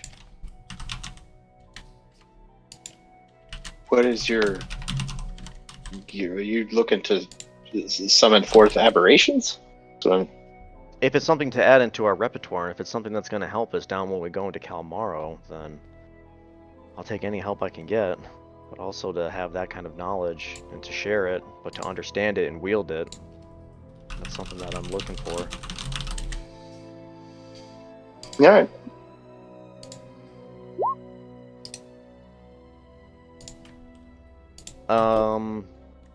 Does the tome have any? Oh, did you upload it? Oh no. No, I'm just posting the book from Darkest Dungeon. You're just browsing. Oh, okay. Browsing the dark knowledge. Yeah. Your stress just went up 50 points. Yeah. Oh, there it is. I was gonna say, does the I found the name I was looking for. Sorry, go for it. No, does the tome have any special markings? Does it belong to a certain person of a certain that person, but of a certain nobility? Does it have someone to do of schools, Cerulean Chateau, or definitely not Cerulean Chateau. It doesn't really seem to be one that was educated by Ankarel's professional wizards, so to speak. More of the occult aberrant mind. From what it looks to be like a soul nomadic person pursuing their own sort of magics. A sorcerer looking to expand upon their aberrant mind, who met a grim end. Most of the contents of the journal are burnt away, though, unfortunately, so whatever knowledge he gained over his mad life is lost with him. But this is what you managed to recover. That's a little view into the outer spheres. Okay. Yeah. Okay. Yeah, I'll look it over and do a little bit of magic stuff later. when we get It's a back into spell town. scroll, my guy. Oh, I thought you said like tome, like it's in a book. No, so like I know. well, I'm I'm thinking. just saying it's like a wizard finding a spell scroll. It's like a reward for you. Yeah, Yeah. I'll have to. That's level. If there was more to it, I will tell you, but I don't want to waste your time. It's you're fine. a poor individual who met around. It's 4th level. Okay. Don't you have 4th level spell slots? Yeah, I'm saying if I want to like put it Hmm. into my book, if I want to hold on to it and put it into my book for later. Yeah. So once Layla and the Griffins would have entered the cave, she would have set up her tiny hut near the entrance in a space where the 20-foot diameter of the hut would kind of block the entrance, and kind of like if ever there was anything coming at them, it wouldn't be able to pass through the hut itself to get to the Griffins.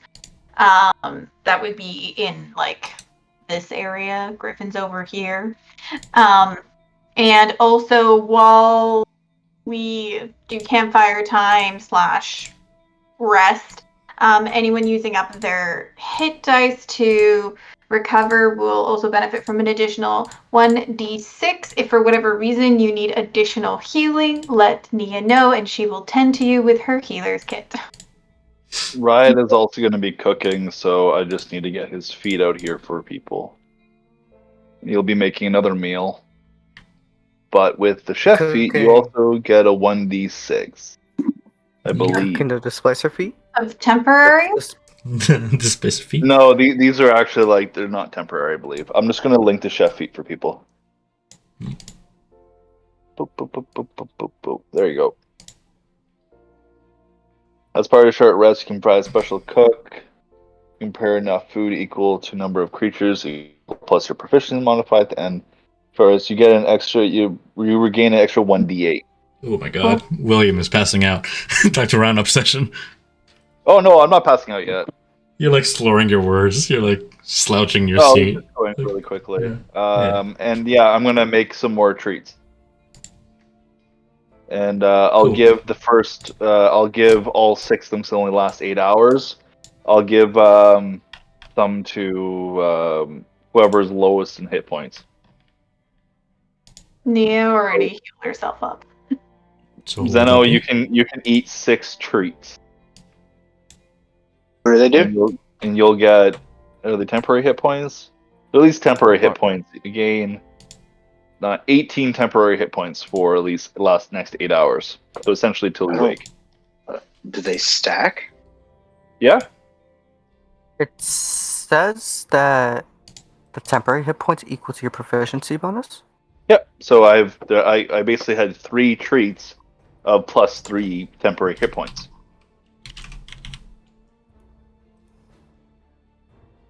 But I think you can only have one effective temporary hit point. Yeah, I don't think they Anything stack. higher will negate the lowest, and you'll take Right. the high. You get Oh, to really? choose, but we should Yeah. not choose the lowest. Yeah, you cannot stack temporary hit points. All right, then I'll give it to 3 people. I'll take one. So Later in the morning. we have 6 in total. So everybody gets one. No, you Also- got 3 in total. I made some earlier, Oh, okay. so I have 6 in total, and everybody can have one. Everybody but Barnendette. Equal to your proficiency bonus. Alright, so I get 3 plus a d8. Do the temporary hit points not disappear until you lose them? Oh, I'm gonna say you can keep them till you use them. Okay, I'll eat that stack now. Yeah. Yeah. So we all get plus 3. Right, you get to name the cub. I will take a week to figure out a name, and while there was after he cooks, he's going to be making a little pouch for it. So when he shapeshifts, he'll be able to have like a kangaroo pouch. And I'm also going to be taking speak with animals to talk to this creature. Cool. Sounds good to me. As we were rounding off session, and we rest here, I suppose a long rest before our next session. Does anybody wish to ask me anything or do anything? This was a lot of fun. Probably one of the most dangerous fights we've actually encountered. Man, I thought about 3, maybe 4 of us were going to die in this one. Yeah. That first I couldn't round was even pretty use my concerning. new feat. I couldn't even use my new feat to save us. Like on my, Nia has the feat of the gift of the metallic dragon, which gives her protective wings. Which basically I get to use 3 times a day. These magical wings appear when myself or someone else takes an attack roll, which adds so to cool. our Yeah, we never got AC. attacked. We never got attacked. Mm-hmm. That falls to us to figure out other ways to deal with it. Nick thought of a really smart way to banishing it. That's why when we were like, "Oh, you banished it, run away," it's like our only chance. Yeah, I was gonna run, but I was like, hey, please don't think I'm being a coward. I'm literally just trying to save us by being a coward. Also, want to point out, Silver didn't take the item. She handed it over, I believe, to somebody. And she did massive damage with her tails. She did. She's powerful. When we find treasure, remember this. She's a stronger rogue than I am right now, making 3 multi-attacks and a 46 sneak attack. She has more years on her belt. Right, how old are you? Does she? Is she older than me? He's 21. I'm 21. You're 21. 17. She's 2 years younger than you. 2 years? I thought I said 5. You established 2 years. That's why I made her 2 19. years. Oh, never mind. Okay, and she's 19. My bad. I forgot that. For some reason, I thought she was 5 years. I was gonna be like, "Whoa, shit!" It's your backstory. You told me 2 years, and that's what I made her. Forgot. Yeah, right. I was 9. She was 7. You told me that your parents died when you were when that happened, and then I said, "Well, it's been a long 8 years." Yeah, so, a long 8 years. I messed up that. My bad. You're making a weird like. Well, also, you were 9 and it's only been 8 years. You're only 17. Also, as upset as you may be about that facts in modern times, think like Game of Thrones era. You would have like kids working in brothels all the time. They were literally called petrels. They were not like used. I would hope that's fucking terrible, but they would be helpers. It was like their orphanage. It was like their home. And by the sounds of it, she's talking about her new matronly figure who is as good as a mom to her.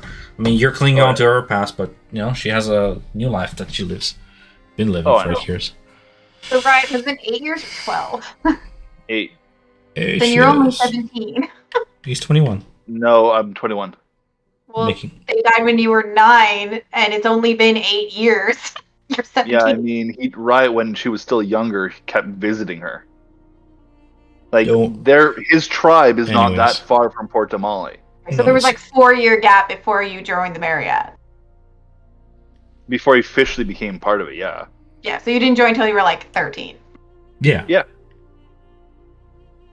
He was 9 years old when... You joined the Marriott at 13? Yeah. I remember your backstory now. Yeah, you were basically adopted by some dude. Yeah. Yeah, some dude. Some dude. Literally literally his patron. That's why it's very ironic that she's part of the Veil. What's his face? Veil. Why do I keep fucking that up? Anyway. I don't know, but God, every time you say Veil, I just think of baby cows, and I'm like, stop. They're murdering. Is that baby deer? No, that's fawn. That's a fawn. Oh. Veal is a big cow. No. Is eating a baby cow. It's the meat of a baby cow. Is eating the meat of a baby elk still venison? Yeah. Is it not veal though? No, veal is specifically beef. What about baby elk? What is veal? Baby elk. No, I veal know is meat of calves. Calves. Baby cows. Ah, weird. Yeah, Google. I googled baby elk meat, and the Google just tells me I'm a monster. Weird. All right. Well. Veal of cow or lamb? No, just beef. Yeah, just beef. All the vegans are on their way to beat this shit in. They're coming. You're gonna get all the downvotes for the fact that we're talking about killing baby cows.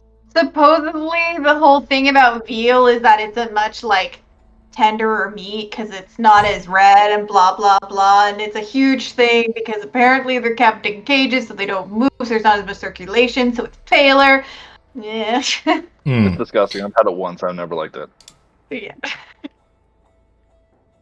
Let's talk about something else. That's bumming me out. Yeah. Bummer.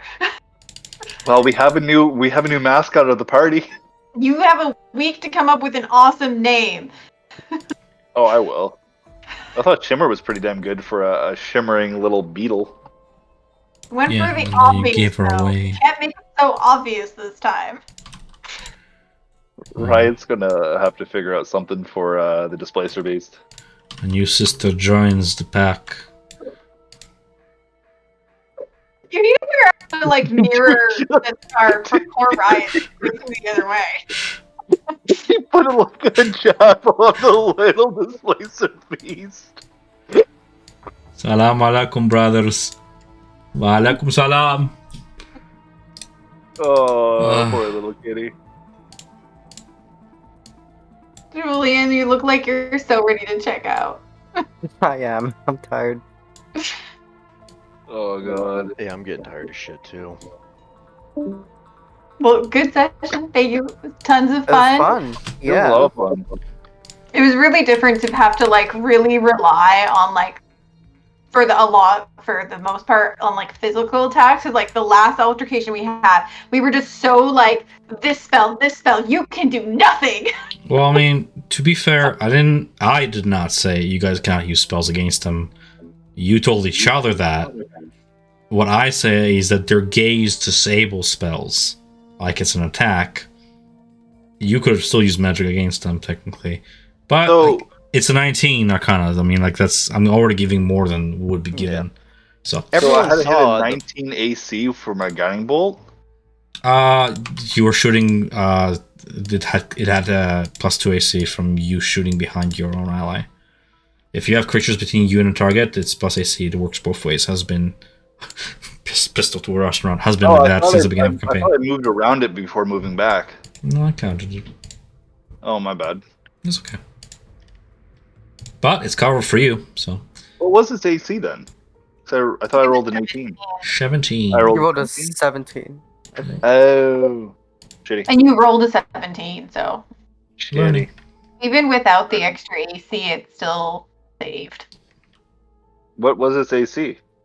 17. 17 plus 2 from half cover because you're shooting from behind another creature, which happened to be your ally. So it works No, that I know, way I for just- time I was game. I was just curious what the AC was. Well, good night, everybody. Cheers. Night. Good night. See ya. Bum, bum, dun. Well, that was No. fun. Yeah, I'm gonna hop off too. I got a fucking long ass day tomorrow. Oh, fuck, I'm And just hopefully it happy. doesn't fucking rain. I'd rather rain over smoke. Yeah, my equipment can't get wet though, and if it does, it gets all fucked up, and that's $50,000 gone. 193. Plus, I have to do all these stupid ADA ramps, and they're so tedious. 88 ramps. Surveying sounds fun. It's not. You It love can be it. at times, but it's not the funnest. Apologize from DM ahead of time. You guys are taking 2 NPCs with you on one quest. It's very hard for me to play 2 NPCs at the same time. So if one of them is quiet and the other one's talkative, sorry. I'll focus on Oh, whichever no one's worries. getting focused on. Many people even notice or mind at all. Hmm? Well, I don't know. People will form opinions like, oh, our party companion is being real quiet. It's because No, no, I cannot concentrate on that. Yeah, I mean, like, they understand. Like, they know. Like, I you certainly know, hope you got a so. lot going on. Hmm. You're running a world. You're running monsters and altercations. You're also running like We make good Quite progress. literally- I was expecting us not to even make a quarter way there. I remember our 12th session venture to Bazazan. So we actually made we visited 3 locations. That was good progress. You remember when Mac was like, "Here, you're gonna roll. We're gonna play out every single day of travel," and it was like 14 days of travel. Essentially, if the more you encounter, the better for you. Because if you roll a duplicate of something you've already encountered, that day just gets uneventful, and you flip forward a Yeah. day.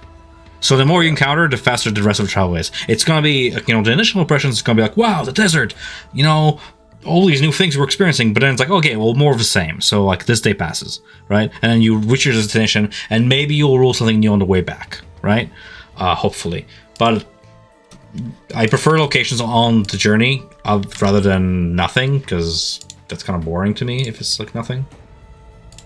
I'm waiting for us to fly through into a sandstorm and literally Zeno focus on his book and just falls off, and then Ryan has to catch him or something. That's gonna be interesting. He knocked out a lot of reading time, so you should get Yeah, pretty close to getting in the next couple days. yeah. Very much so. I'm gonna go grab a snack and then go brush my teeth first, and then I'm gonna go to bed and rest my aching feet, Sounds good. and then dream of Batman. We'll see. Pussy. Interesting dream. I was trying to think of where I was going. I'm like, well, we can always just fall back on Bussy. Yeah. Interesting What? choice bringing the thief with you. What? I said interesting choice bringing the thief with you. Oh, I know. Also, dude, you gotta get better at like selling people. Like, what's in for me? Like, you'll see. I'm like, okay, you're being awfully vague. I'll just risk it because I feel bad saying no. Oh, I couldn't think of like I actually was like literally. Do you guys realize why you're in it for, or do you literally just don't even have an answer for her? I forgot exactly what the quest was about, like the actual Oh, thing you're that was given to us. You're funny. All right.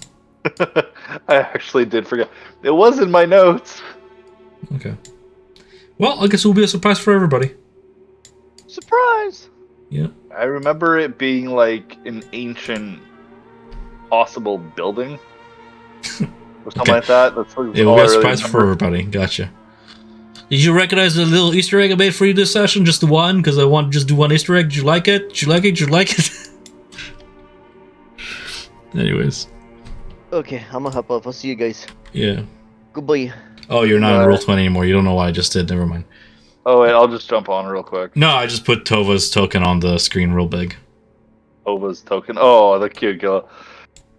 Is that the creature? No, Tova is the Griffin seller.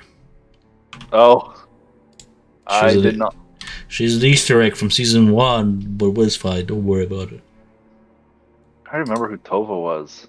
It's just our retired adventurer at this point. But wasn't she one of the? She wasn't one of the ones that fought in Vasselheim. Well, retired adventurer at any point. I don't remember at this point. But anyway, I will let you go. If you need to go get your sleep, I will do the same. And Yeah, I was gonna say it was a fun session. Really, honestly. I hope it was. Yep. I see. I notice you hanging your head a lot. Hmm? I notice you hanging your head a lot whenever